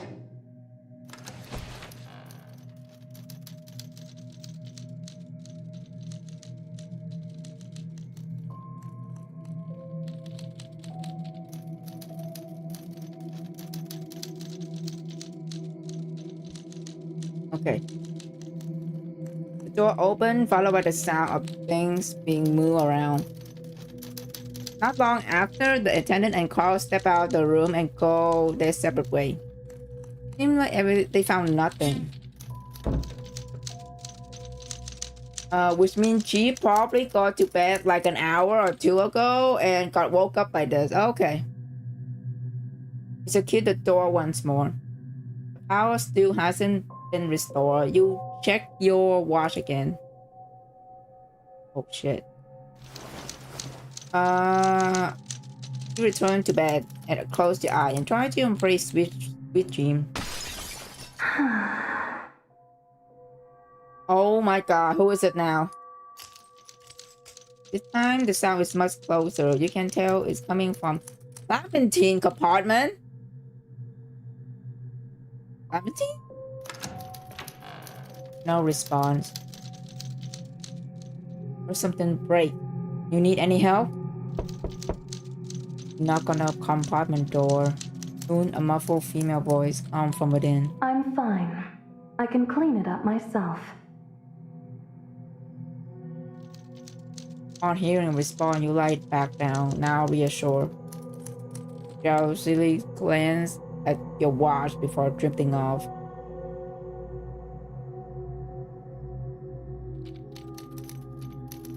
Close your eyes and the dream world welcomes you once more.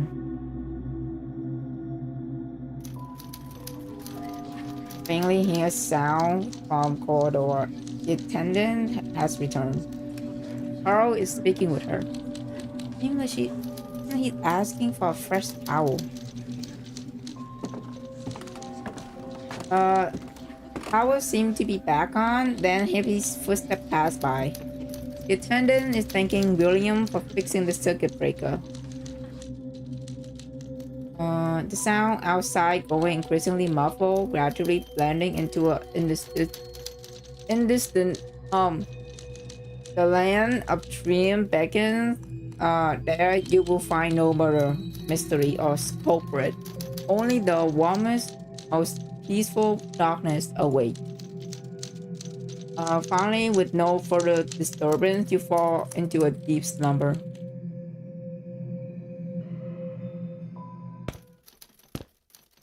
Morning comes and you wake to gentle sunlight shining on your face. It's still fairly early. You get up and freshen up. Noticing that Clementine's door remained closed, she's probably still asleep. Before Clementine wakes, perhaps you can begin going over the suspicious points from yesterday's investigation. They are not in a deep sleep, it seems, Chief. Yeah. Because we survived to the next day, so thank God. Okay. In the dining car, William sit in the furthest corner, just like yesterday. Meanwhile, Mrs. Jones seemed to have mistaken someone else for her child again. Is it Allison again? Insisting that they eat broccoli that came with their sausage. And the dining car is gradually filled up with passengers. Before long, cars enter as well. He not greeting you, but politely decline your invitation to join you for breakfast. You look rather unwell. You don't press the matter. Uh-oh, bro is not doing well. You return to your table and examining the letter once more, scrutinizing the traces left by each face's characters. Gradually, the sunlight shifts from your face to below your feet. The dining car empties as breakfast times draw to a close. You raise your hand to call over the attendant. Coming. How may I help you? Our roommate doesn't seem to be up yet. Could you bring breakfast to our room? No problem. Miss Clementine in room 104, correct? I'll be right there. Thank you, Edison. After the attendant leaves with the tray, you wait for a long time until... Oh my god. Wait, what happened to Clementine now? Oh my god. She's clearly not waking up. Asked for a towel, so he probably saw something. I see. You step into the corridor and run toward the room at the far end. A power outage, complete darkness.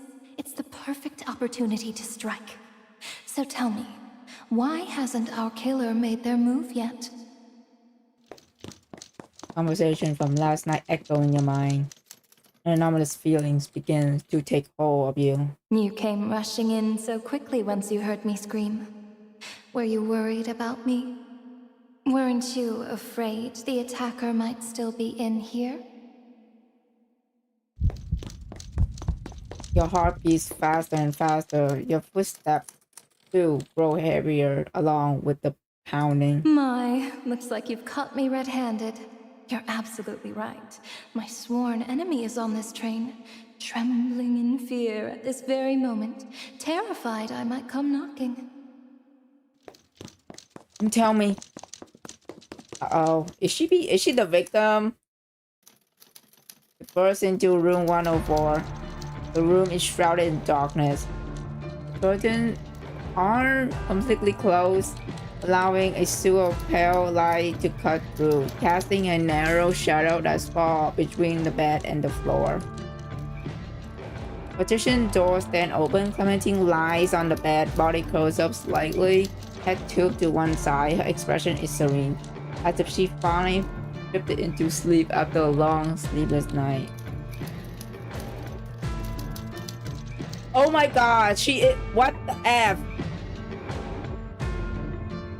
She's the first victim. Hello? I did not expect it. I thought it was fucking William going to be the first victim. No, it's Clementine. Oh, Clementine, what the shit? Spread from beneath her body. Dark red stain extend outward on both sides, like a pair of torn butterfly wings, still struggling to unfold. Oh shit. These faint stands up incense drip from the compartment, smelling with metallic smell of blood. Sickeningly sweet and deeply unsettling. Bro. Well, a body have been discovered. Someone called Monokuma. No, I'm kidding. Bro, this is... Holy shit. Beside her hands lies a blue stained note, half burned. Still, you're able to make out several large, messy characters scrawled across it. Dinner. Don't forget the burning Red Bull. Someone call forensic guy.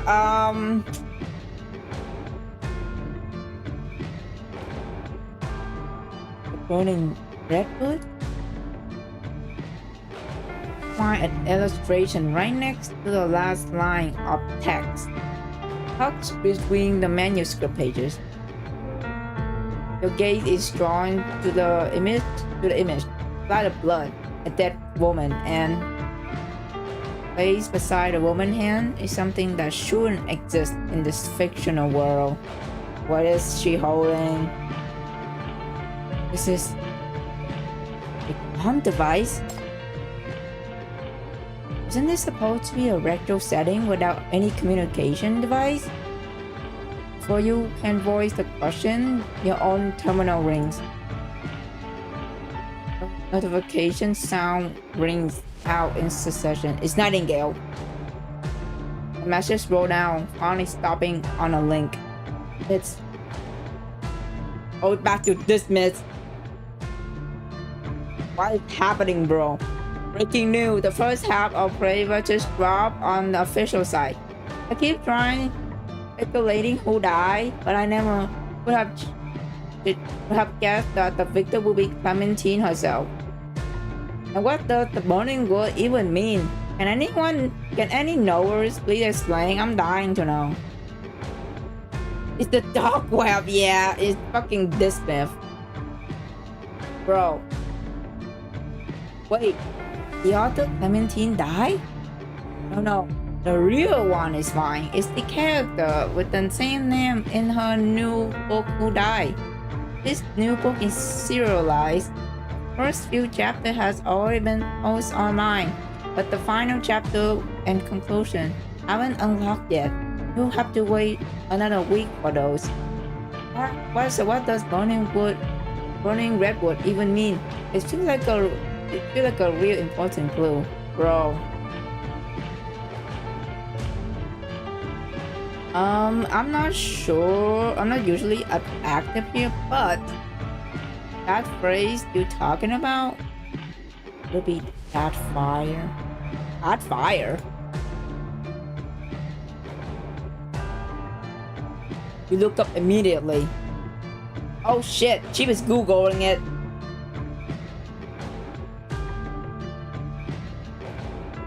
Clementine stands before you, her smile as gentle as ever. An eerie, spectral glow emanates from the butterfly ornament at her neck, as if it's about to come to life. Still, it remains firmly pinned in place. On your screen, a line of red text stand out. Okay, Chiba's Google it. Now let's see.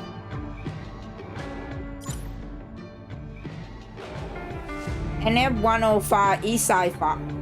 What the shit? Is it the incident? It's like a fucking incident or something. Bro, what's happening right now? Oh, her profile update. Let's read this shit. Oh, okay. Here we go. The victim, Clementine, was found dead in her room on the morning of March 18. The suspicious point regarding the crime scenes are as follow. 1. The door to the crime scene was locked from the inside. Okay, so the door is locked from the inside. Crime took place on a train traveling 100 kilometers an hour. It would be nearly impossible for the culprit to escape by jumping out the window. This presents a classic locked room mystery. How did the culprit enter the room and kill Clementine? Number 2. The watch that was originally on her chest was pierced through, and his hand stopped at 1:05. Can this be used as more precise reference for the time of death? 3. Who left the running letters and locket found at the crime scene? 4. The liquid residue in the shattered wine glass test positive for sedative.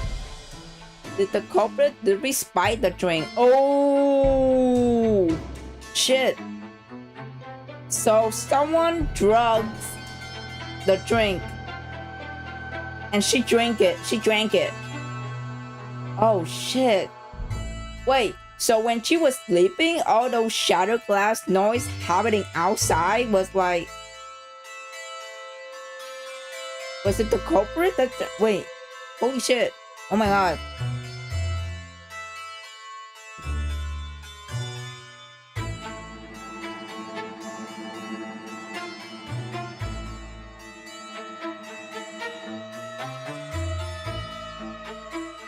Okay, sorry. I need to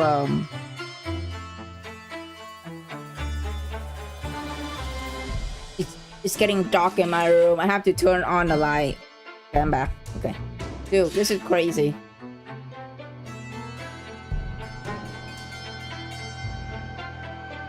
So, residue. Liquid. Residue liquid. Shadow wine. Wow, test positive. Is someone really did fucking spike the wine? Wait, so, from what I remember is that Chief literally gave the menu on the second menu to Allison.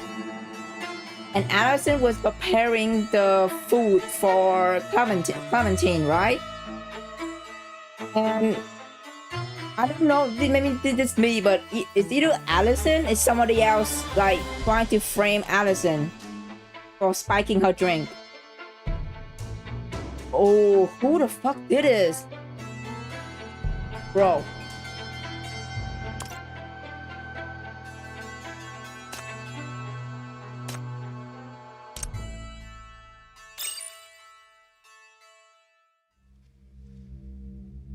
Oh, you think Carl did it? Oh.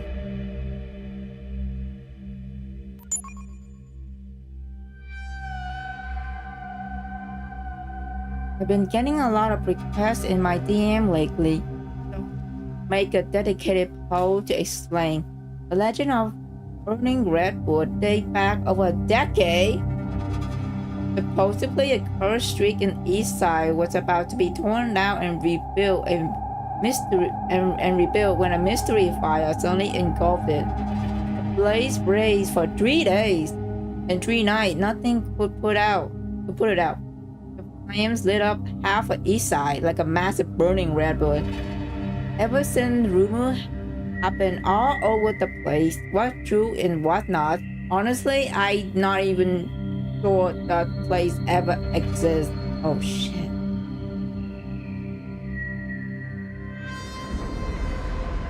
I knew it! I knew there was more to this than meeting the eyes.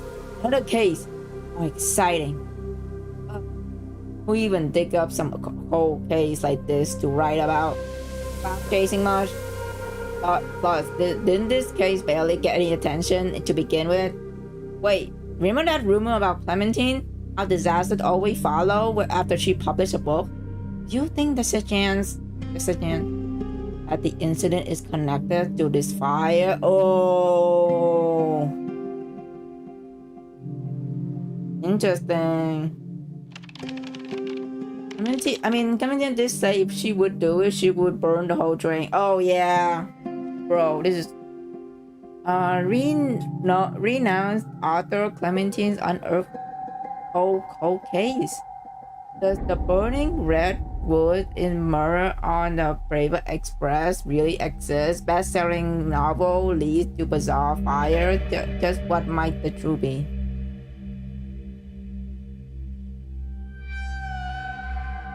Speculation began to spiral. Searches for burning redwoods skyrocket, and related topic climbed a trending list. All questions, all theories ultimately converge on one single question.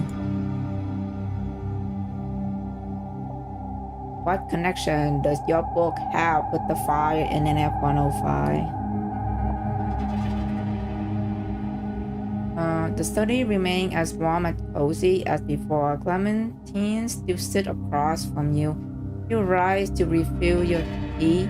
A smile veiled behind this rising steam, making her expression impossible to read. For some inexplicable reason, send a chill down your spine. A victim appears. The mystery explodes. The story is on the right track, and the buzz has reached its peak. Chief, my little marketing trick worked rather well. Wouldn't you agree? Girl, this is serious. Why you want to like get the attention? Empathize that your story is set in a fictional retro world before nightfall, yet you deliberately left breadcrumbs for people to follow, leading them to dig deeper into whether the incident behind it was real or fabricated. I admit, as a marketing strategy, it was remarkably effective. Okay, I mean, Chip agree with her. That's it. That is assuming this book really is, as you claim, completely fictional. No, I don't think it's fictional at all. I believe that something bad happened to her and she just write it as fictional. You did consider the possibility that the crime foretold in Brava might have already occurred, but a fire from decades ago. You meet Clementine Gaze directly, trying to find some kind of opening in her composure. I believe she's a victim. Yeah, something happened to her decades ago, and she just wanna like write about it as fiction. I'm sure you got better things to do as well. How about you come clean already? Is the burning redwood real or not? And what connection does Rainbow Express have with that fire? Which part of your story are fictional and which part are real? Believe me, Chief, I'd love to cooperate. Unfortunately, though, I'm obligated to stay silent. Yo doesn't want to come clean. Her story is not done yet. No, she's not. I mean, she literally said here she's not saying anything. Clementine tapped her chin lightly, almost like she genuinely troubled by such an absurd predicament. The thing is, I've signed an extremely strict contract with my publisher. If I reveal even a single word more than I should before Preva is fully released, I'll have lawyers knocking at my door and demanding compensation by tomorrow. Oh shit. I mean, the conclusion to the mystery that's is what fair. makes my novel valuable. If the truth were revealed prematurely, the book wouldn't be able to sell. However... Fingers conceal the grin she's wearing. The woman before you is just like some ancient fox spirit from folklore. She's cunning incarnate. Heck yeah, she is. If the detective can deduce the answer themselves using the clues in the book, that wouldn't count as me giving spoilers, would it? Damn. This is a sub. Has anyone ever told you that your acting is terrible? Bro! I'm fucking crying, chill.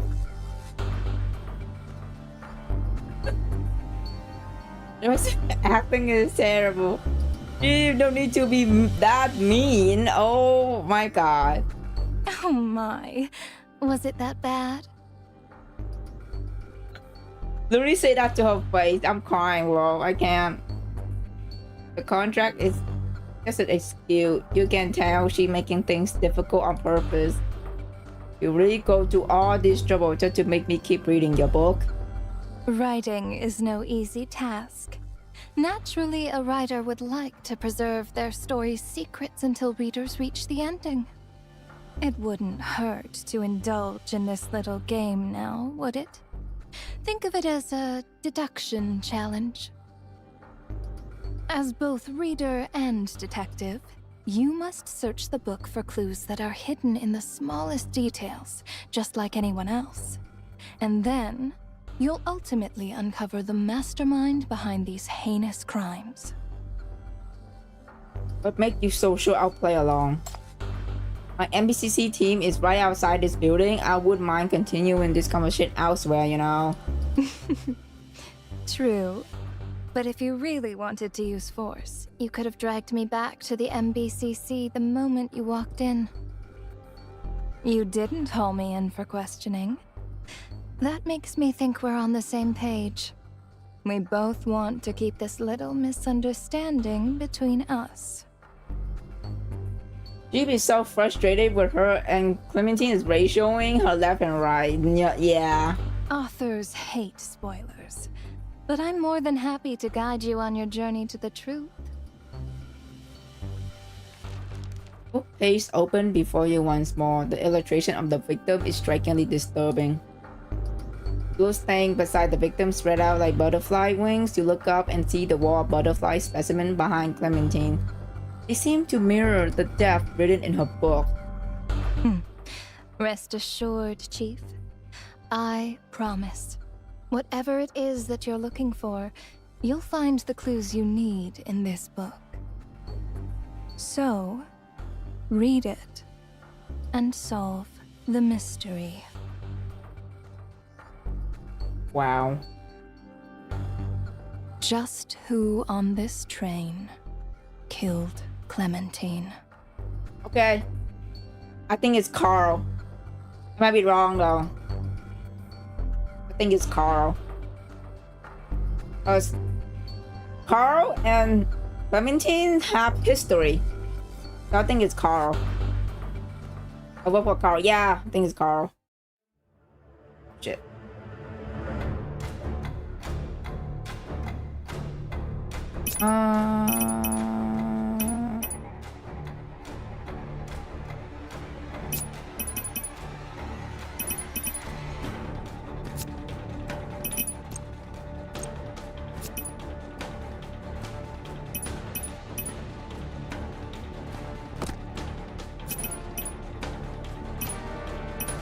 So you're in charge this time?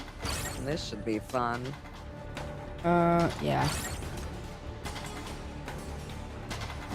Joking, but man, that dinner was awkward. No, literally.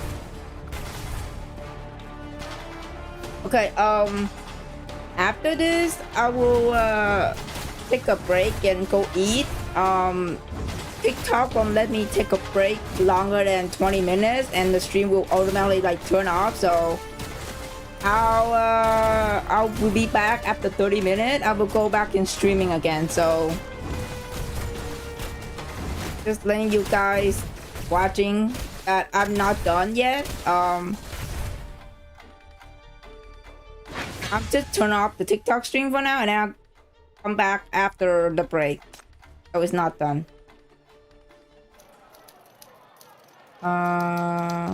Up this rest faster than any announcement. Word of the murder raced through the cart. The dining car had descended into chaos. The petite train attendant, Allison, finds herself trapped in the middle of the crowd. She stands on her toe, raised her voice, struggling to make herself heard over the storm of speculation and shouting. Everyone, please calm down and listen. The situation is being handled. Yes, we will ensure your complete safety, but the train cannot make an emergency stop. We must wait until we reach the destination before the police can assist us. Bro. Dude, that means the fucking killer gonna kill all of us before we even reach the police station.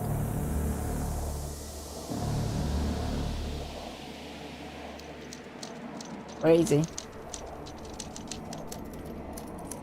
Okay.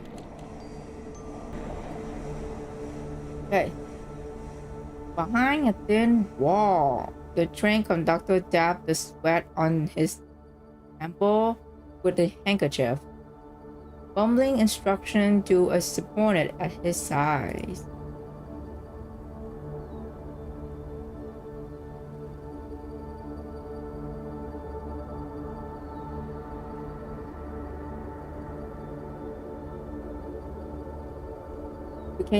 We can't keep this under the rug for long. It's not just first class. The passenger in the other cars will soon realize something wrong.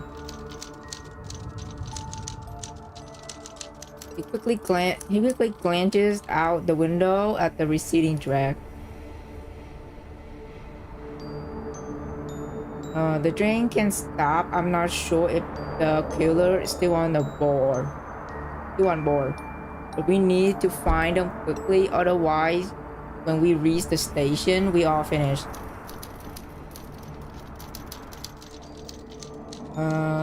Conductor lowered his voice, trying to keep the conversation hidden beneath the clamor from the dining hall. His whisper comes out strained and trembling. Murder is the worst kind of scandal for a railway company. He never imagined he would have to deal with something like this. Handling a murder investigation? It's well above his pay grade. In that case, they allow me to exist. To speak up before the man's sweat completely soaked through his handkerchief. You're the other guest from the room 104? The man's gaze sharpened instantly. His eyes narrow into split as he sizes you up. His scrutiny making you uncomfortable. Yesterday, the victim, Miss Clementine, hired me to find a suspected killer on this train. And now, one night later, she's been murdered in the room next to mine. You raise your wrist to check your watch. 11 o'clock 15 a.m. 11:15 a.m. The train remained on course ever so steady. It's less than 9 hours until you arrive at the destination.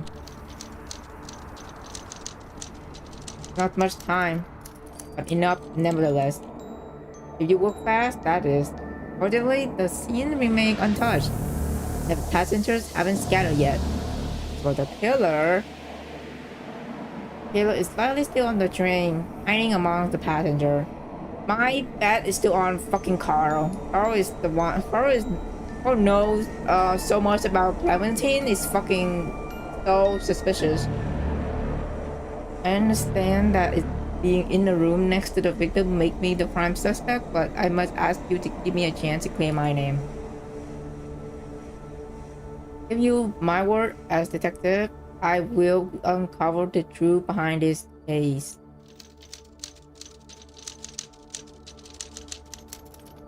You present your credential. The man seemed to recognize your name.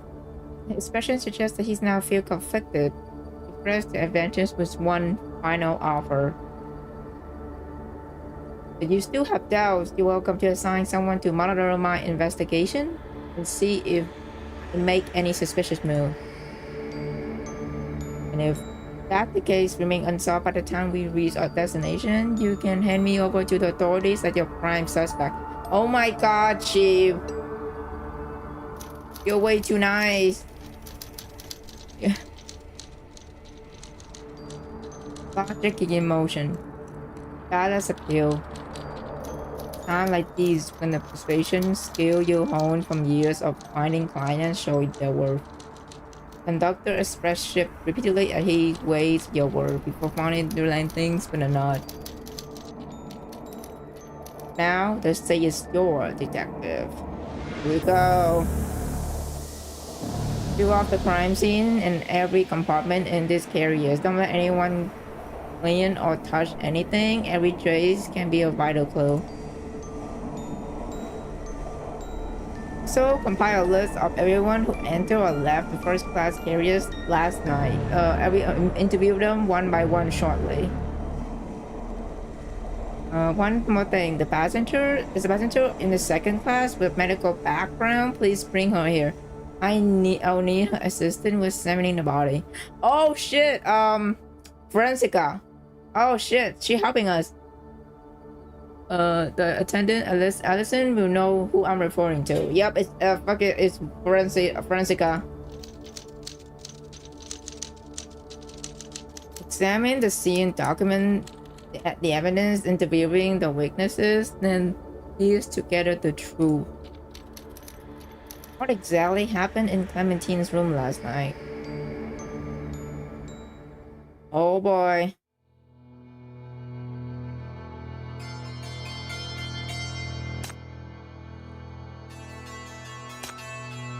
Let's go to Clementine bedroom.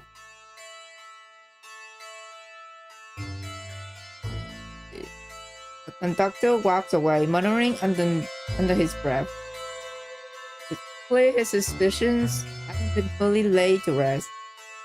If you fail to find the real culprit, you'll likely be handed over as prime suspect the moment the train reaches its destination.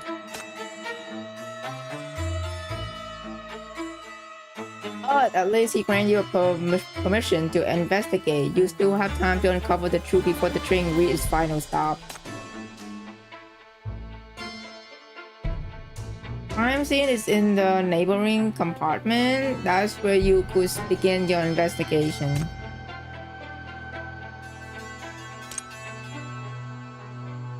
Please, make way! The doctor is here!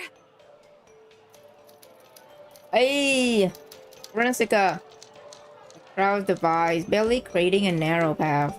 The attendant pushes through, visibly tense, followed by a strange woman with a skeleton frame from earlier. Forensica. Only now do you take a proper look at her. That wrinkled coat is covered in small tools and labels. Outside the context of the skeleton incident, it does look more like work attire. At the very least, it makes far more sense in a professional setting than the oversized suitcase did. Step aside.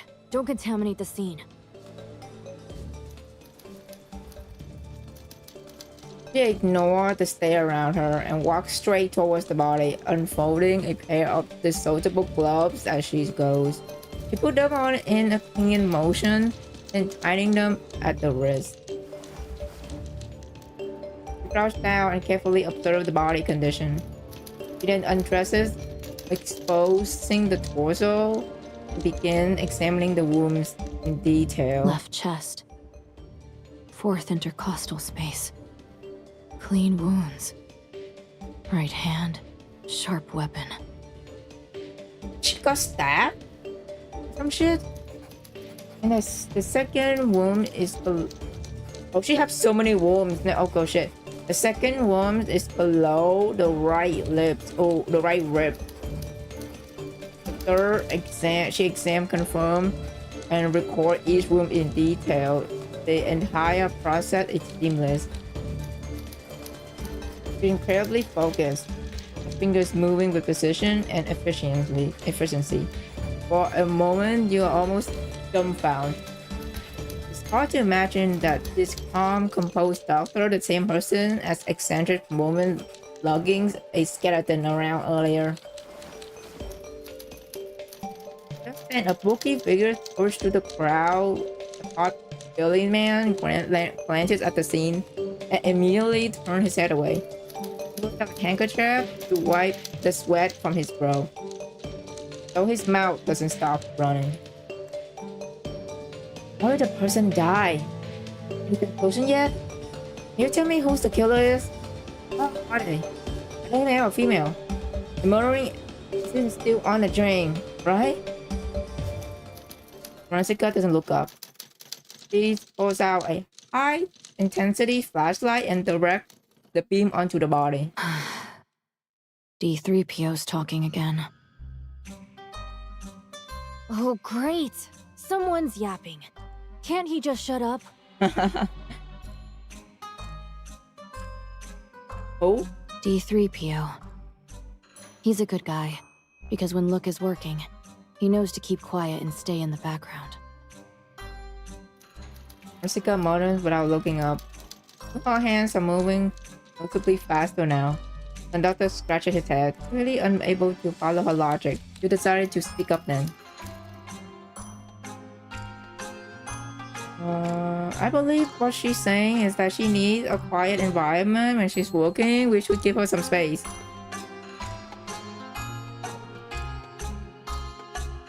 It's not like some surgery though. That person's already dead.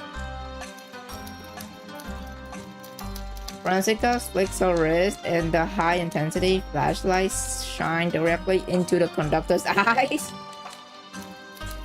Actions speak louder than words, as they say. Conductor squint, mutter a few compliant, and finally retreat. Silent return to the scene one more. 20 minutes later, the coroner stand up. She tears the page from her notebook and hand it to you casually. Look like when she shoved that business card into your hands earlier. Estimate time of death above sleep between 0 o'clock to 1:30. Okay. Margin of error may vary depending on ambient and temperature, victim physiology, and clothing. External injury overview: 12 penetrating wounds from sharp weapons observed across the body, primarily in the anterior chest region. Wounds are clean and sharp, consistent with injury caused by a single-edged or double-edged blade weapon. No significant blunt force trauma observed elsewhere on the body. Bro, this person must really hate Clementine, because why? She literally got fucking stabbed multiple times in the chest with like a fucking double-edged blade weapon. That's crazy. Cause of death, cardiac or major vascular rupture caused by penetration, resulting in occurred exaggeration. The wounds are concentrated around the front of the chest. The pattern is chaotic with varying depths. 3 of the stabs went extremely deep. My guess is those were the fatal ones. The rest are shallower, and 2 are barely more than scratches. Don't concentrate on the chest. We have stab. We stab went deep.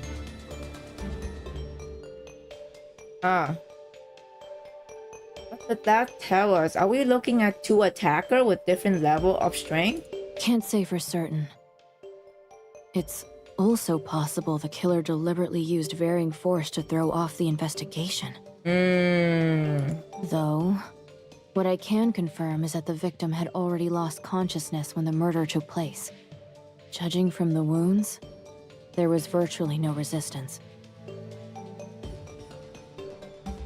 Coroner's findings are thorough and precise, contrary to her earlier careless attitude. Impressive. Expected of a professional. It's just basic forensics. You roll her eyes as if you just say something absurd. I'm just relaying what the corpse told me. There's nothing difficult about that. That's so. And I suppose I lack the talent for that particular language.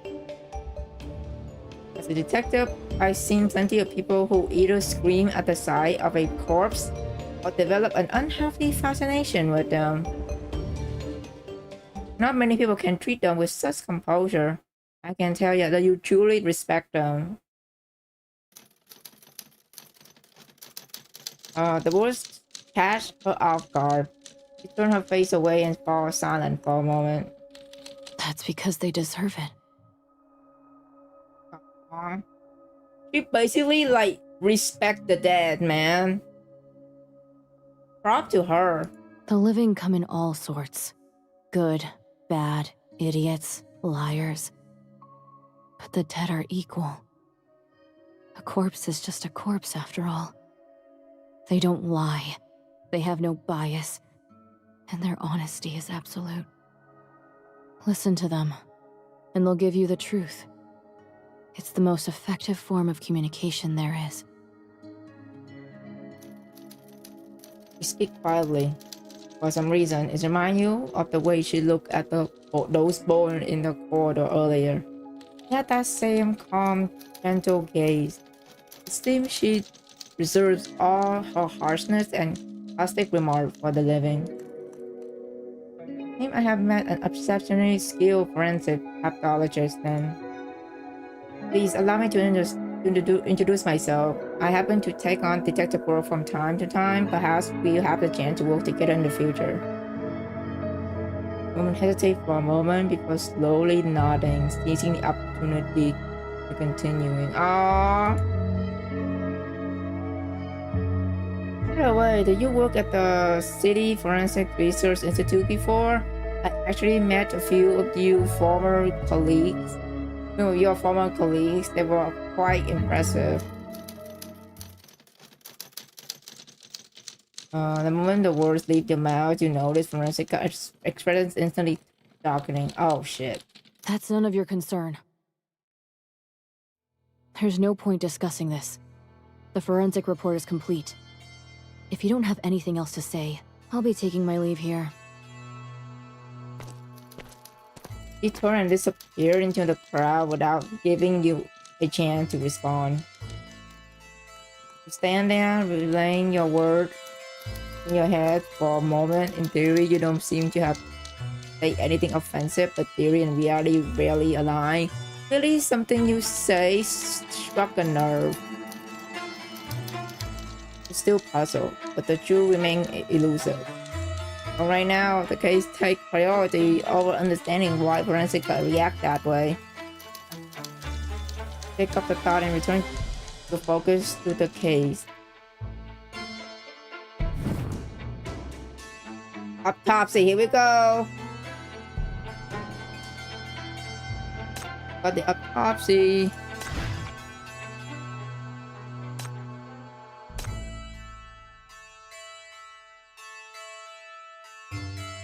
Murder weapon are like sharp dagger or short blade, no longer than 30 centimeter. No significant blunt force trauma observed somewhere.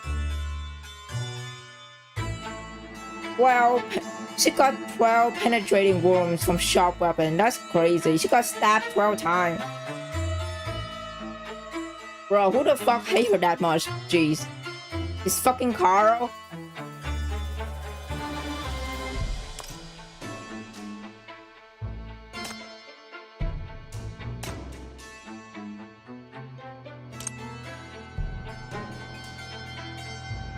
The magazine racks hold an assortment of current newspaper and periodicals, all neatly organized by category and ready for passenger to produce at their leisure.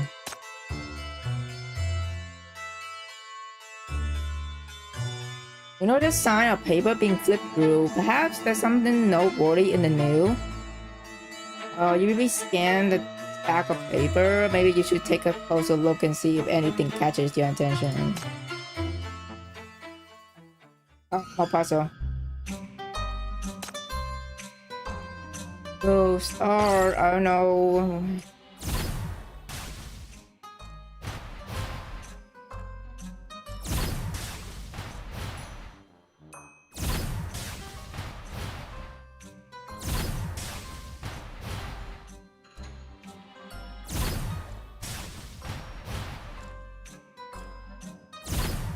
I think I did it wrong. Hold on. Okay, let me see.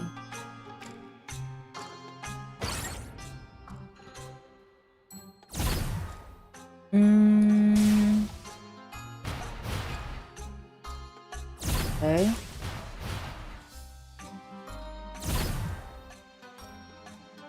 What's this? Oh, I don't know how the fuck I did that, but okay.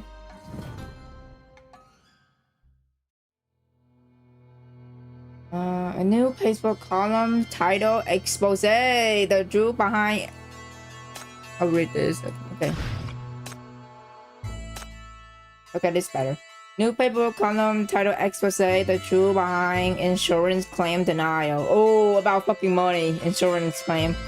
Article detail how the insurance industry oppresses ordinary people under the manipulation of the wealthy and powerful. Oh snap.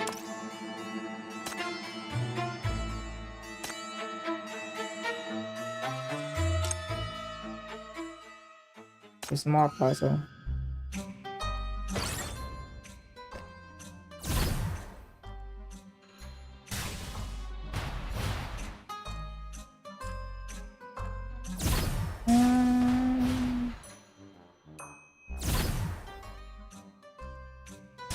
Okay, I don't know if I did it right. Yeah, no, wait, hold on. Okay.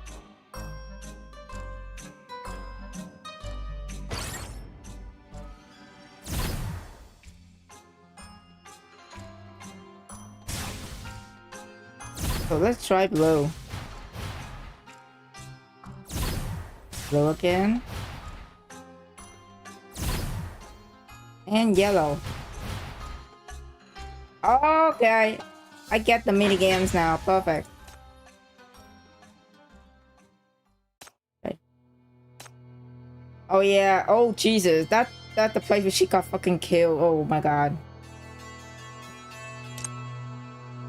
You move along the wall of the room, tapping your fingers lightly against them as you make your way around. Most of the wall produce a dull, solid thud, but at one particular spot behind the bed, the sound is hollow and clear. Oh, it's a secret room or some shit? You push against it, but behind the wall doesn't budge. Running your hand across the surface, you finally find a small keyhole concealed but within the shallow glove. A shallow groove. You seem to be a secret door. Oh, it is a secret fucking door. You one step closer to unravel this mystery. Next, you need to find a key to open the secret door.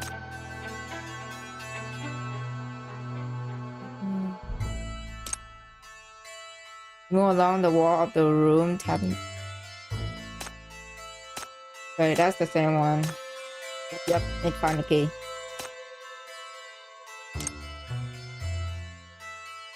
Fragments of a wine glass lie scattered across the floor, soaking half the carpet in crimson.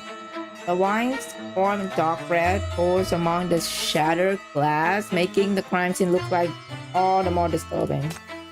You put on the glove and carefully brush aside the scattered fragments around where the base of the glass would have been. You discover a small amount of strange powdery sediment in the remaining wine. Oh, she got fucking. So who fucking tried to like mixing her drink? Wine sediment perhaps, but you immediately dismiss the thought. Dismiss the thought. The style about a luxury drink like Brava wouldn't make much a basic mistake as serving unfiltered wine. Forensica frowned as she pulls out a strip of virgin paper from her pocket and pour a drop of red wine onto it. Paper gradually shift the color. The sediment in the wine is most likely sedated. A large dose at that. There's a few signs of struggle on the deceased. She may have already lost motor function before sustaining her injury. Forensica state. Then it's worth investigating where this wine came from. There's only one attendant serving the glass case. Allison, dude, that was what I was thinking earlier, is that we keep the fucking order to Allison because Clementine's like literally that's literally Clementine's lunch menu. Like so when Allison give those trays of food to Clementine, I don't know if she's the one that like mixed her drink or not, bro. Got a wine glass.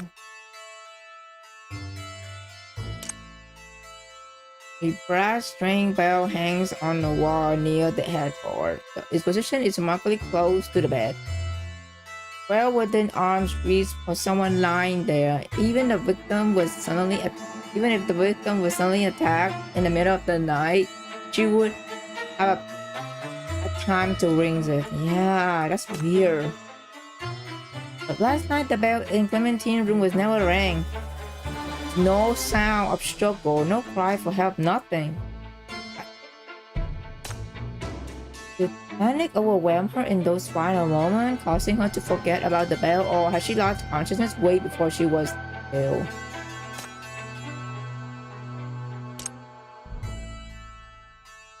Busted, the murder is one of us.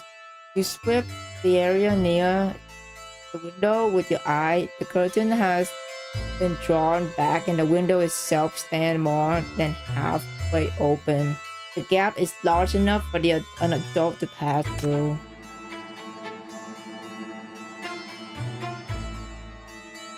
Did the culprit escape through the window? Make no stop along its entire route, and the train traveled at speed up to 120 kilometers per hour. Anyone who attempted to jump with no chance of surviving. How the fuck did they get in? Or they used the fucking secret door? Moreover, the noise from such an act would be impossible to miss. As you stay in the adjacent compartment, you certainly would have been woken. And Clementine Killer must still be about this racing iron cage. All you need to do is find the culprit before the train reaches its destination. Got more clue. Crouch down, do the exam, the door. The lock cylinder is smooth and undamaged. You see no sign of the keyhole being tampered with or forced entry. This means that before the attendant unlocked it with the key, the door remains securely locked from inside, completely untouched. A classic lock room mystery. You rule out both the door and the window as escape routes. So then, how did the killer leave the room? Leave this room?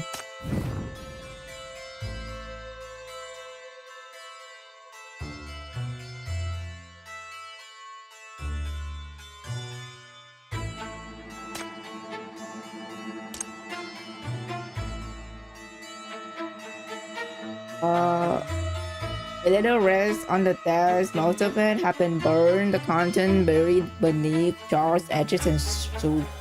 Making it nearly impossible to read, you attempt to piece the fragment together. Few items? No more for now. An expensive designer woman wash. The deep crack run across face and hand, frozen at 1 by. The moment the watch was damaged, could it connected to when the murder took place?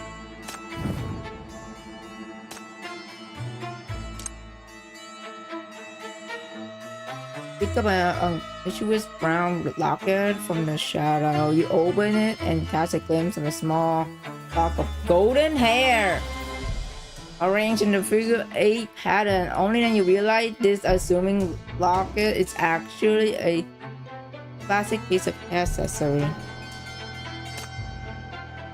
People that have long believe that hair possesses a sacred quality that can preserve a person's soul. Because hair never decays, has also become a symbol of remembrance and mourning. Is it the keepsake belonging to the deceased Clementine, or is this a damning piece of evidence that the killer left behind by mistake? Either way, finding the owner of this locket will be a crucial step in solving this case. Who on this string is connected to the blonde hair though? Okay, let me think. There's 2 people with fucking blonde hair. It's William and Allison. 2.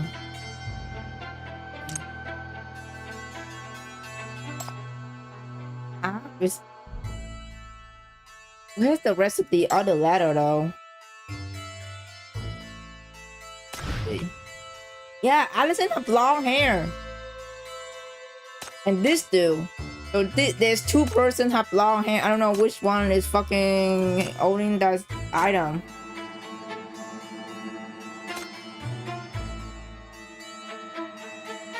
The window crime scene is open. It's just large enough for a person to fit through and jump off the train.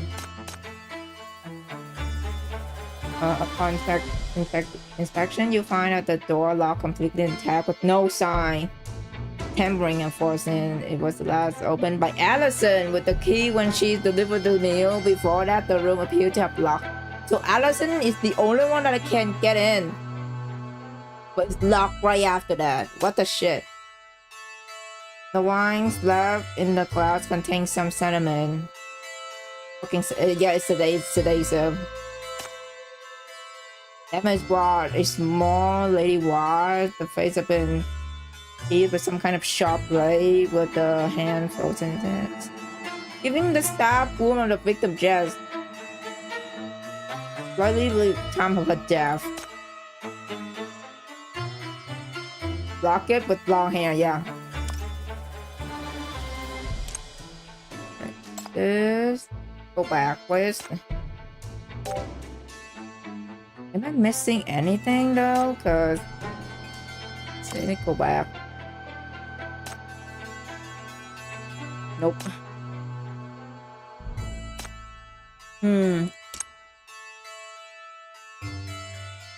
I mean, yup. Okay, you push. Pick a door.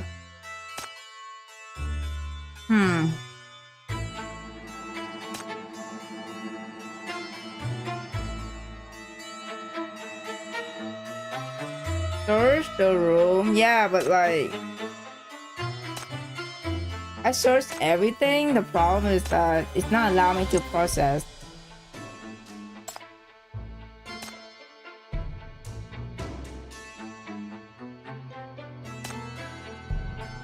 This is the top. I'm missing half. So where's the rest of the thing?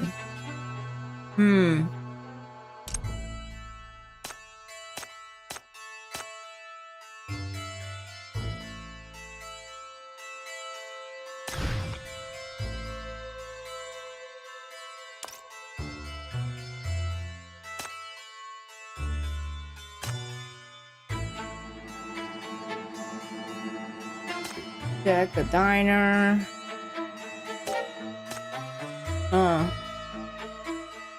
Dude, I'm so confused. Like, am I missing anything? Because I can't seem to like.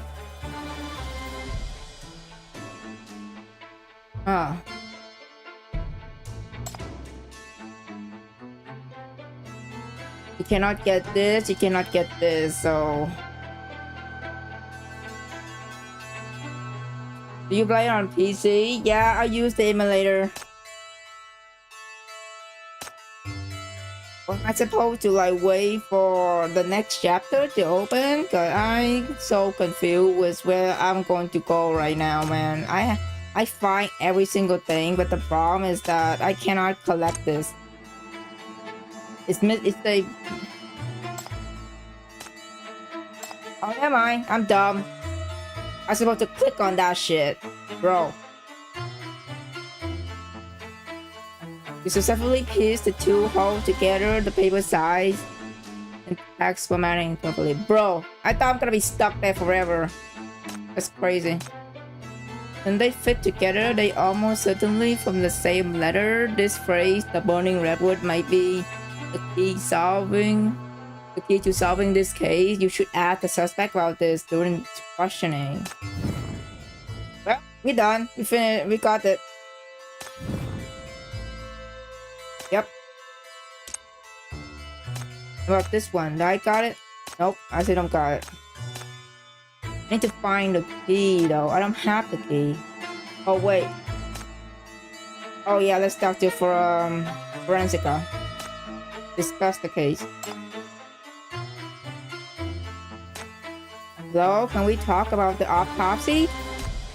An awkward tension hangs between the two of you. It seems that neither of you have recovered from your confrontation earlier. It's only when she hears you mention the case that Forensica reluctantly glances your way. Because something else you want to ask? Besides what you just mentioned, is there anything else in the autopsy report that may help with the case? Brancica landed at you upon hearing the question and take a moment before responding. First, the time of death is crucial information. Anyone with an alibi during the estimate time of death can be ruled out. That should help narrow down your pool of suspects. Okay. Second, no wounds from self-defense were observed on the body. And we found traces of sleeping pill at the crime scene. Oh, sleeping pill. Both point to the same conclusion. She was drugged first, then killed without being able to fight back. You could consider starting there. For instance, you should think about who had the chance to slip something into her drink, or who was carrying sleeping pill in their luggage.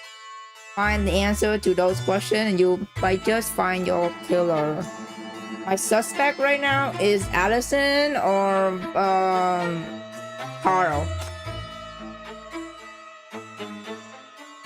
Alright, I've given you every clue I could find. Now do your job. And if you don't find a killer, don't expect me to be nice about it. Oh, jeez, okay. Oh, that's fine. Go back to the... Okay. Listen, let's talk. Where have you... Where... Oh yeah, her profile was updated.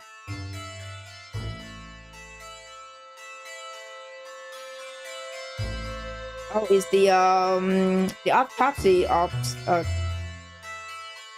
Clementine. I already read this. Oh, okay.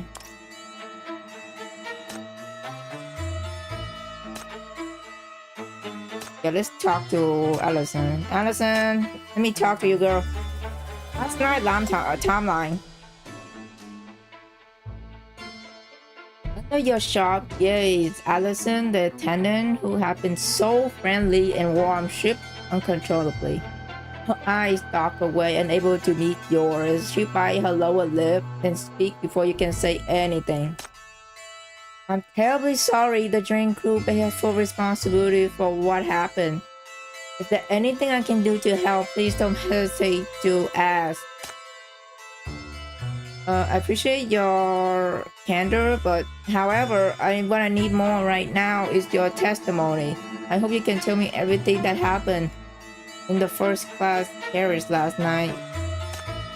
Of course, I'm happy to oblige, but I'm not sure how useful this would be. I never saw anyone enter or leave room 104 last night. Around 10 p.m., after confirming that the dining car was empty, I took my post in a corridor near the second class carriage. From then until the incident was discovered this morning, I didn't even see a single stranger enter the corridor. Are you saying that from the moment you started your shift, no one entered this carriage? That's correct. The private dining car and first class carriages are at the rear of the train.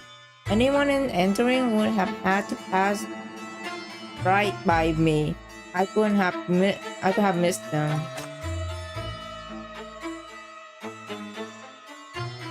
You realize the implication of the attendant testimony. This means the culprit must be among the passengers already in the first class. A few minutes information have been invaluable. Please go get something to eat and rest for now. I may need to ask you some follow-up question later. I'll leave that for late after you had a chance to recover.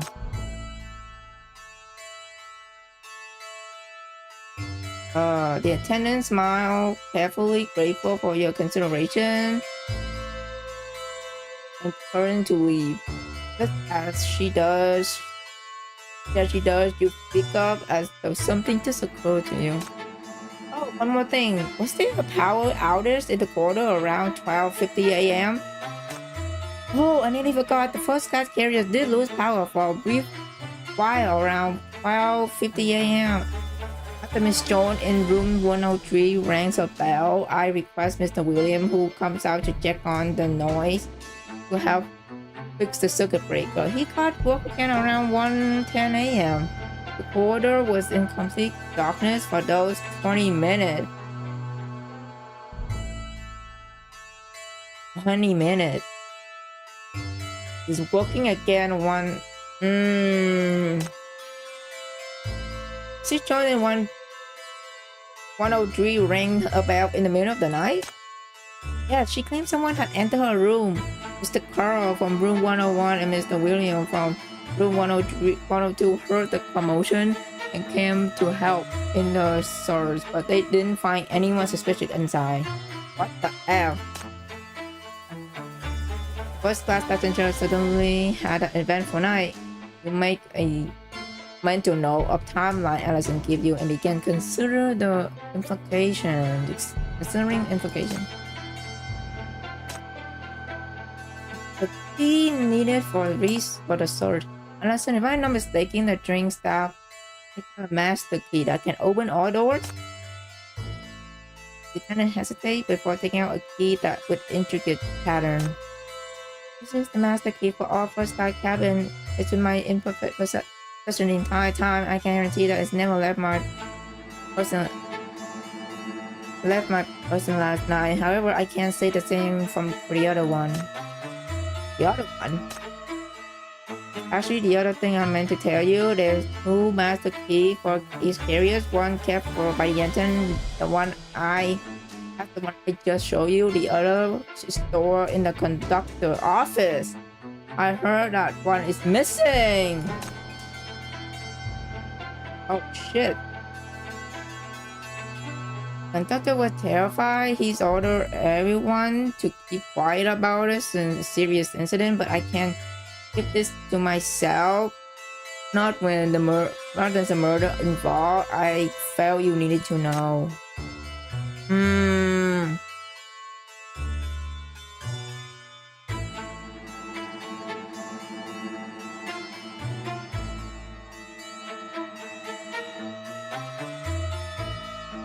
You tip your hat to the attendant and respect. This information is invaluable to your investigation.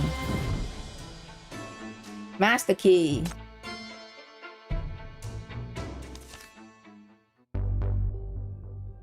The room is quiet. Only the occasional rustle of turning pages and splash of pen on paper can be heard. Clementine sits across from you. A notebook of her own open before her. The pages are filled with a chaotic web of scribbled words and connecting lines. Every so often, she pauses to think before adding another note.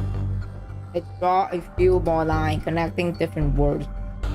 From a distance, a layer of lines and words begin to resemble a butterfly's sketches in ink.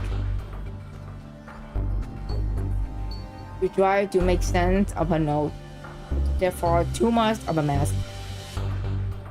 You study them for some time until even Clementine can no longer ignore your staring and looks up.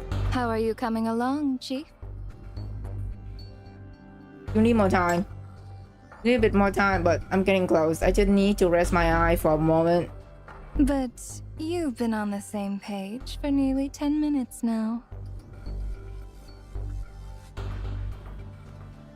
Look away, choosing silent or response. Sensing your struggle, Clementine extended a helping hand once more. Even the greatest detectives would hit a dead end every now and then. There's no shame in it. She waved the draft paper in her hand. Would you like a hint? Sure. Laura, since you offering, I'll take you up on it. You take the draft paper from her only to find that no matter which way you turn it, the writing is completely illegible. There's nothing but indecipherable scribble here. Are you messing with me? You slap the useless piece of paper back onto the table with a visible annoyance. Seeing that her prank was successful, Clementine stand up with a satisfied smile and head toward the bookshelf under the pretense of fetching fresh draft paper and leaving you space to think. Okay, return to the pages. The detective in the story has finished searching the crime scene. But you, the reader, still can't piece together the clue to identify a concrete suspect.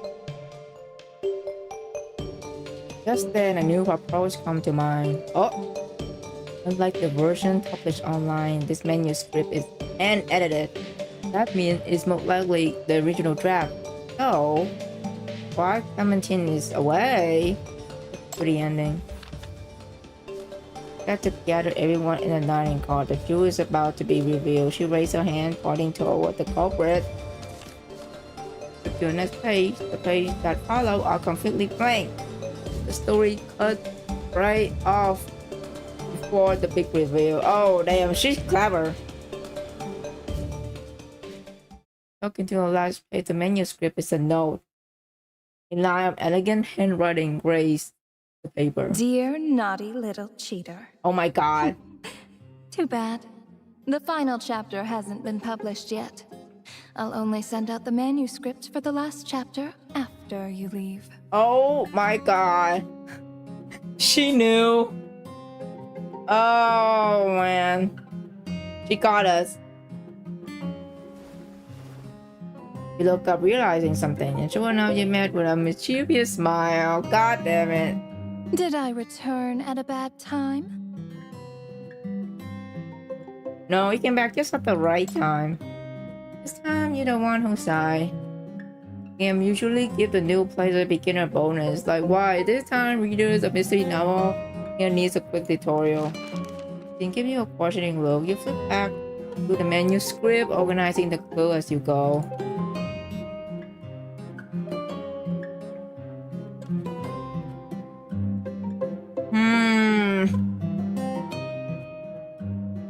Is an alibi.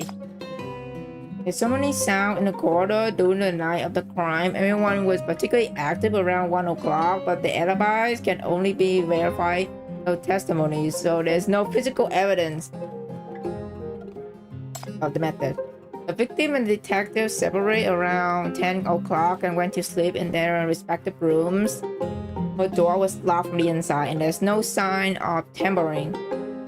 If you ruled out the detective as a suspect, and the culprit could only have entered through the hidden door from the adjacent room 103. Furthermore, the victim showed no sign of struggle. She most likely couldn't control her body when she was attacked, which suggests she had taken some kind of sedative before going to sleep by the time of death. Pocket parts on the victim was shattered by external force, and it stopped at 105. There was the power outage at the time, with its perfect opportunities to strike. Oh, that's a good one. The scattered clues connect piece by piece, yet they fail to give you the answer. Just who is it that committed the murder, and how was it done?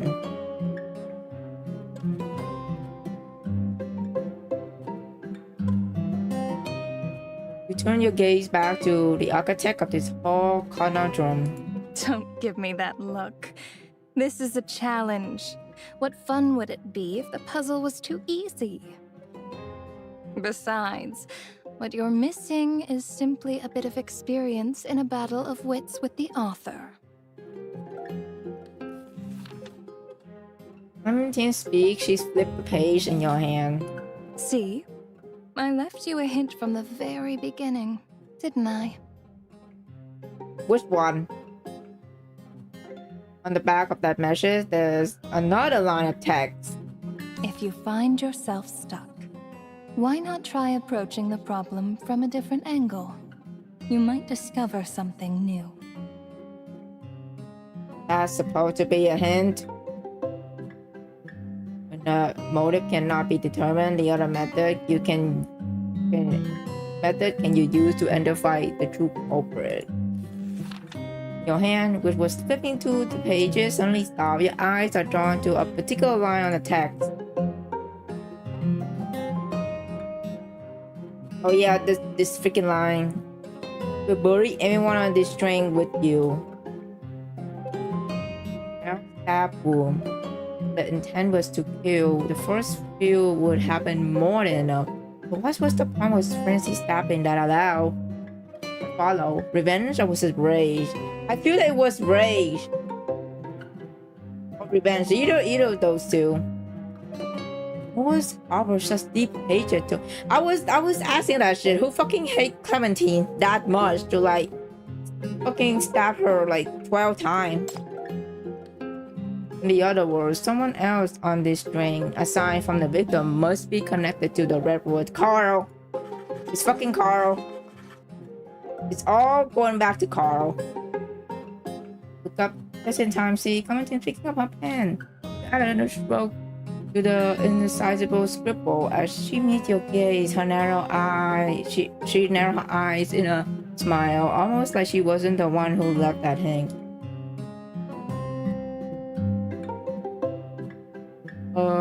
What was this woman plotting and how is she connected to that fire?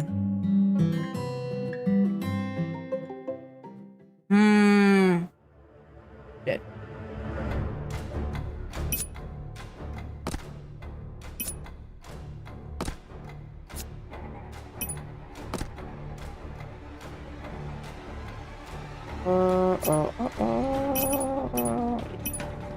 Yeah, this was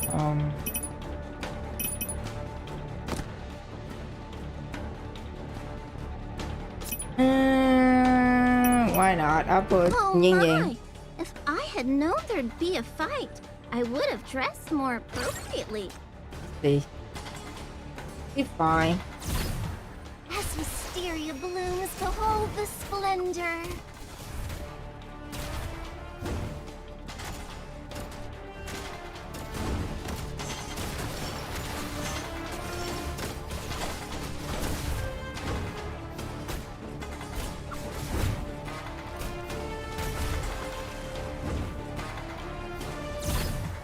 And now, we enter the final chapter.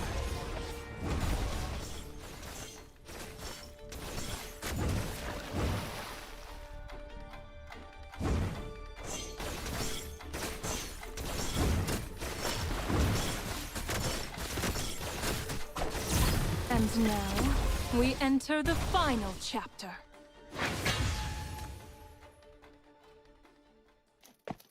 Okay. Step out of compartment 104 and nearly crashed right into the train attendant.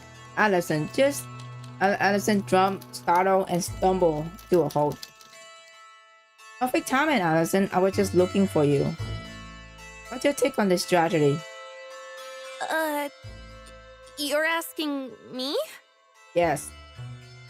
That's right. I would like to hear your thoughts. I'm trying to get a different perspective on things. You pulled out a notebook and began to take a note.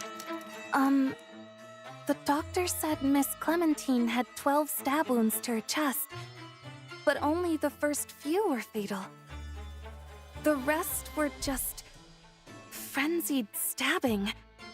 Like someone venting their rage. But the compartment window was left open. Maybe the killer jumped out after committing the murder? That's certainly a possibility. Anything else? Like the note that was left at the crime scene, for instance, is mentioned an interesting phrase, burning redwood. Have you heard of it? I think it was a fire from a long time ago. I was still young back then, though, so I don't really know the details.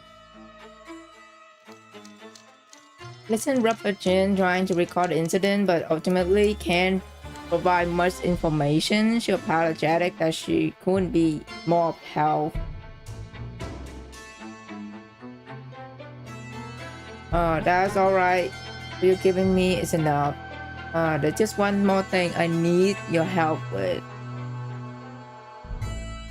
All the passengers who enter the first class carriers that night have been gathered in the dining car. I need you to relay a message to them.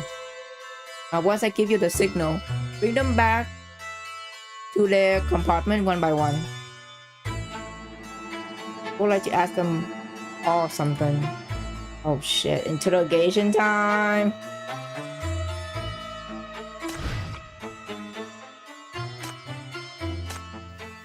Got the key. Oh, Miss Joan?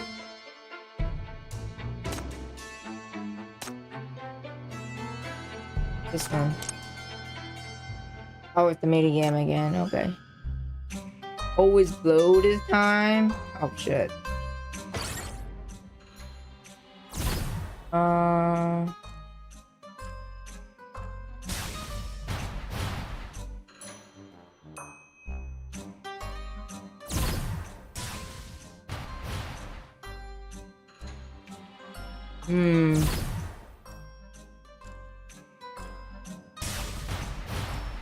Wait. Let me see. Hold on.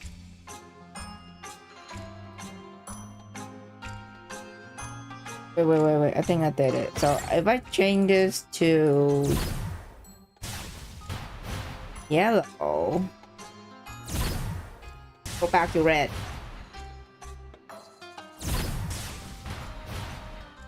Yep. Easy.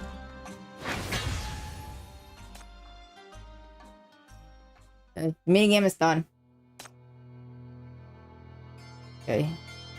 Let's talk to Miss Jo. Oh my god, your room, girl. Travel bag sit on the luggage rack. The design matched Mrs. Jones' shoulder bag perfectly. They're likely from the same luggage set. A small lock hangs from the clasp.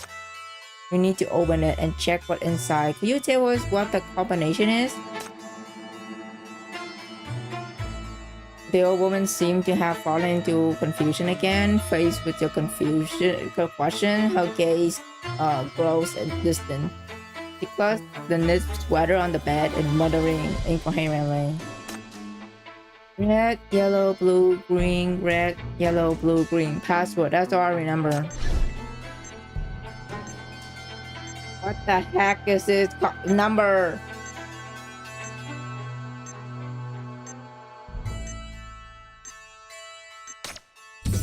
Oh. It's A. To pick random number. I guess I did it.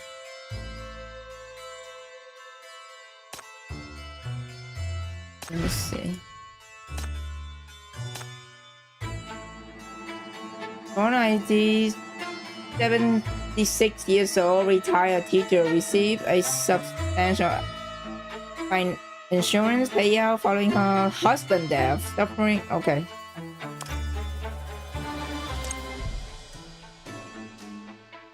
A remarkable pair of iron scissors with blade roughly and 8 centimeters long.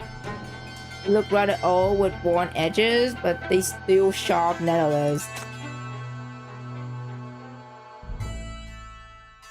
Would this be the murder weapon? After a careful comparison, you find that the blade length doesn't match the depth of the wounds on the victim's body, and rules out the scissor as a possible weapon. Wasn't... Wait, I need to go back and read the autopsy. What's the centimeters of the weapon? 30 centimeters. So it's not the scissor, okay.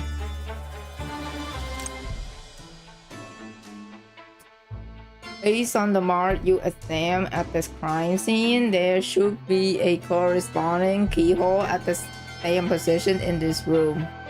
You feel along the wall for a moment, and sure enough, you find a concealed protrusion. New item. Use. You insert the master key into the lock and open the hidden door. Just as you suspected, the passage led directly into the victim room.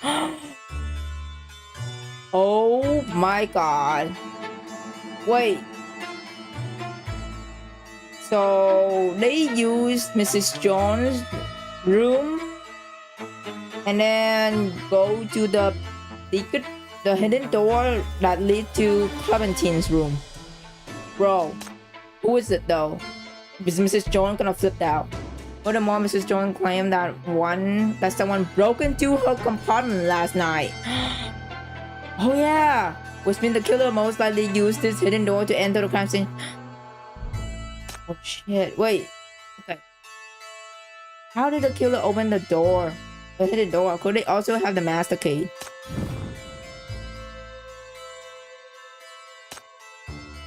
Okay, so that's open. Oh, that's the knife right there. In the light from underneath the bed catches your eye. You lean in for a closer look and find a dagger lying on the floor. The blade caked in blood.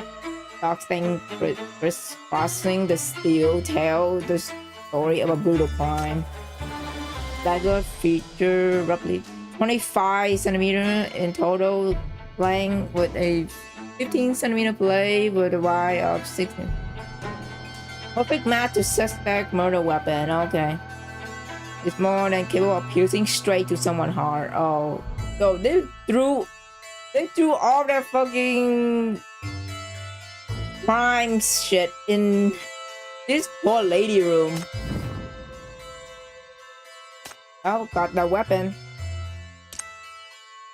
Mrs. Jones' bed is cluttered besides the knitting basket overflowing with the ball of yarn. Several hand-knitted sweaters in various sizes are spread across the sheet. They are clearly made for children. Upon closer inspection, you notice several small hand scratches yarn dolls nestled among the colorful knit. There's the kitten with its paws raised high in an exaggerated manner. A puppy childlike over its face. A fox surrounding the other little animal, clouding tidy. Storybook is okay. A kind voice ring out from beside you. Do you like them, dear? I make these for the children. You like? I can make one for you too. Aww. Or you can politely decline. Mrs. Jones' mind has already wandered off somewhere again. Great child. Great. What should I make for you? Muttered to herself, struggling to decide what to make. She spotted a small golden button on the floor. This looked familiar. For some reason, then you remember seeing it on a train attendant. Oh my god, it's from Allison. Bro.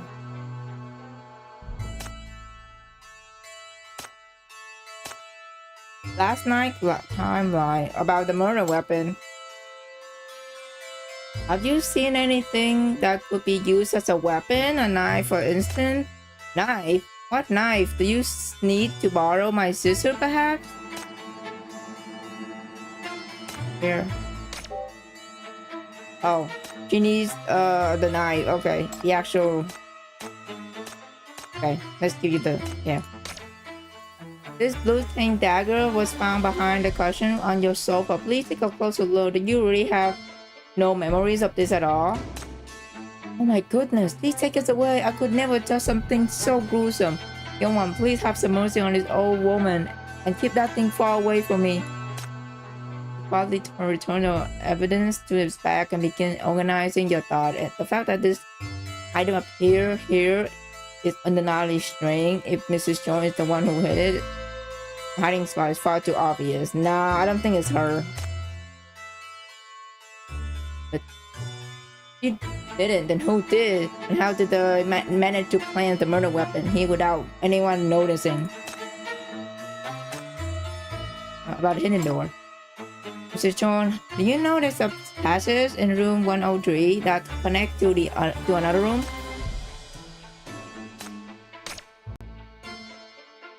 Oh, that! Terrifying. If I would know the room was so unsafe, I would have asked the young tenant to swap me to another one ages ago. Study Mrs. Jones' reaction carefully. Now, you can spot any sign of deception. She appeared genuinely shaken, patting her chest in fright. Clementine and the burning redwood. Oh, let's ask her this. Do you know the victim, Clementine?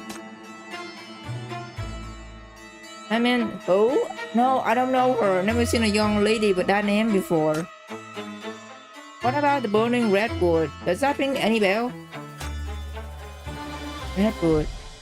I do have a child who lives in Redwood Lane. 28 Redwood Lane. Well, I just hope they do. 28 Redwood Lane. That Redwood Lane where your child lives. Was there a fire there? Fire. Oh yes, the stove. I left the stove on. Oh dearie me. I need to get back. Those children are waiting for me to make dinner. Bro. What dementia, man. That's sad. Mrs. John, please think carefully. This is supposed to include that child of yours on Redwood Lane. Kyle? My girl got her acceptance letter today. You're going to do so well. I should make her some noodle to celebrate. Wait, where did I put the noodle? Mrs. John rambled on about household matter, her mind clearly in confusion again. You like to end the questioning here? And make note of the few useful details you managed to obtain.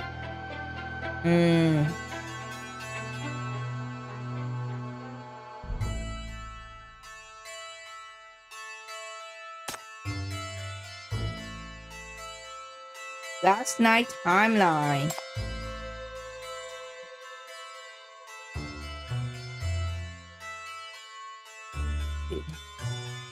Mrs. John, I need you to walk me through where you were last night and what were you doing last night. Let me think now. You know how it is with us old folk. Memories not what it used to be. Let's see. Last night. Oh, I remember now.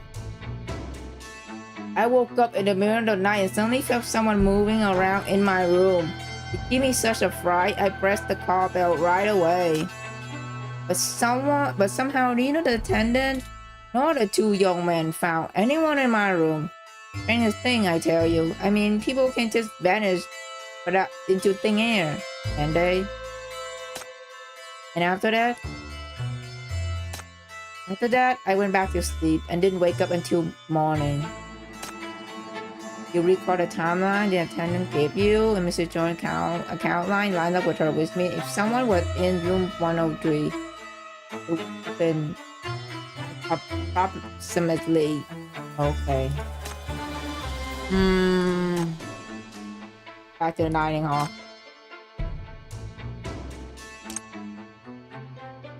Wine. You find half-empty bottle of red wine in the cabinet. It seemed to be connected to a piece of evidence you saw at the crime scene. You send for Forensica, hoping she can determine whether this bottle can contain the same substance in the wine glass found at the scene. Nope. Preliminary tests show this bottle contained no sedative.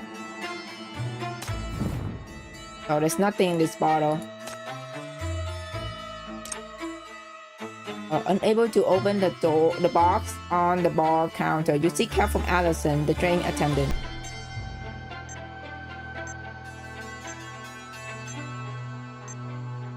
Bro, what? I didn't even click it. What the shit, man?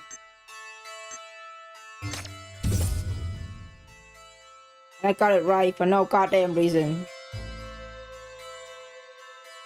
Bro, I don't know what's going on with the internet. That was bad. Okay. Open the box. Inside are some unremarkable candies, bottoms, and a few hair accessories. But one item catches your eyes. Allison identification document. It showed she's train attendant on Prava, current 26. Only 76 years old, with surprisingly extensive resume. She's been employed on Prava for 6 years, ever since she dropped out of school to earn a living. Additionally, from the family member section, you see that her only family is the older sister. Okay.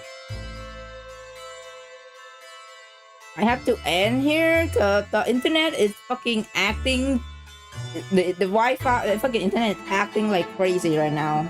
It's completely ruined my my stream.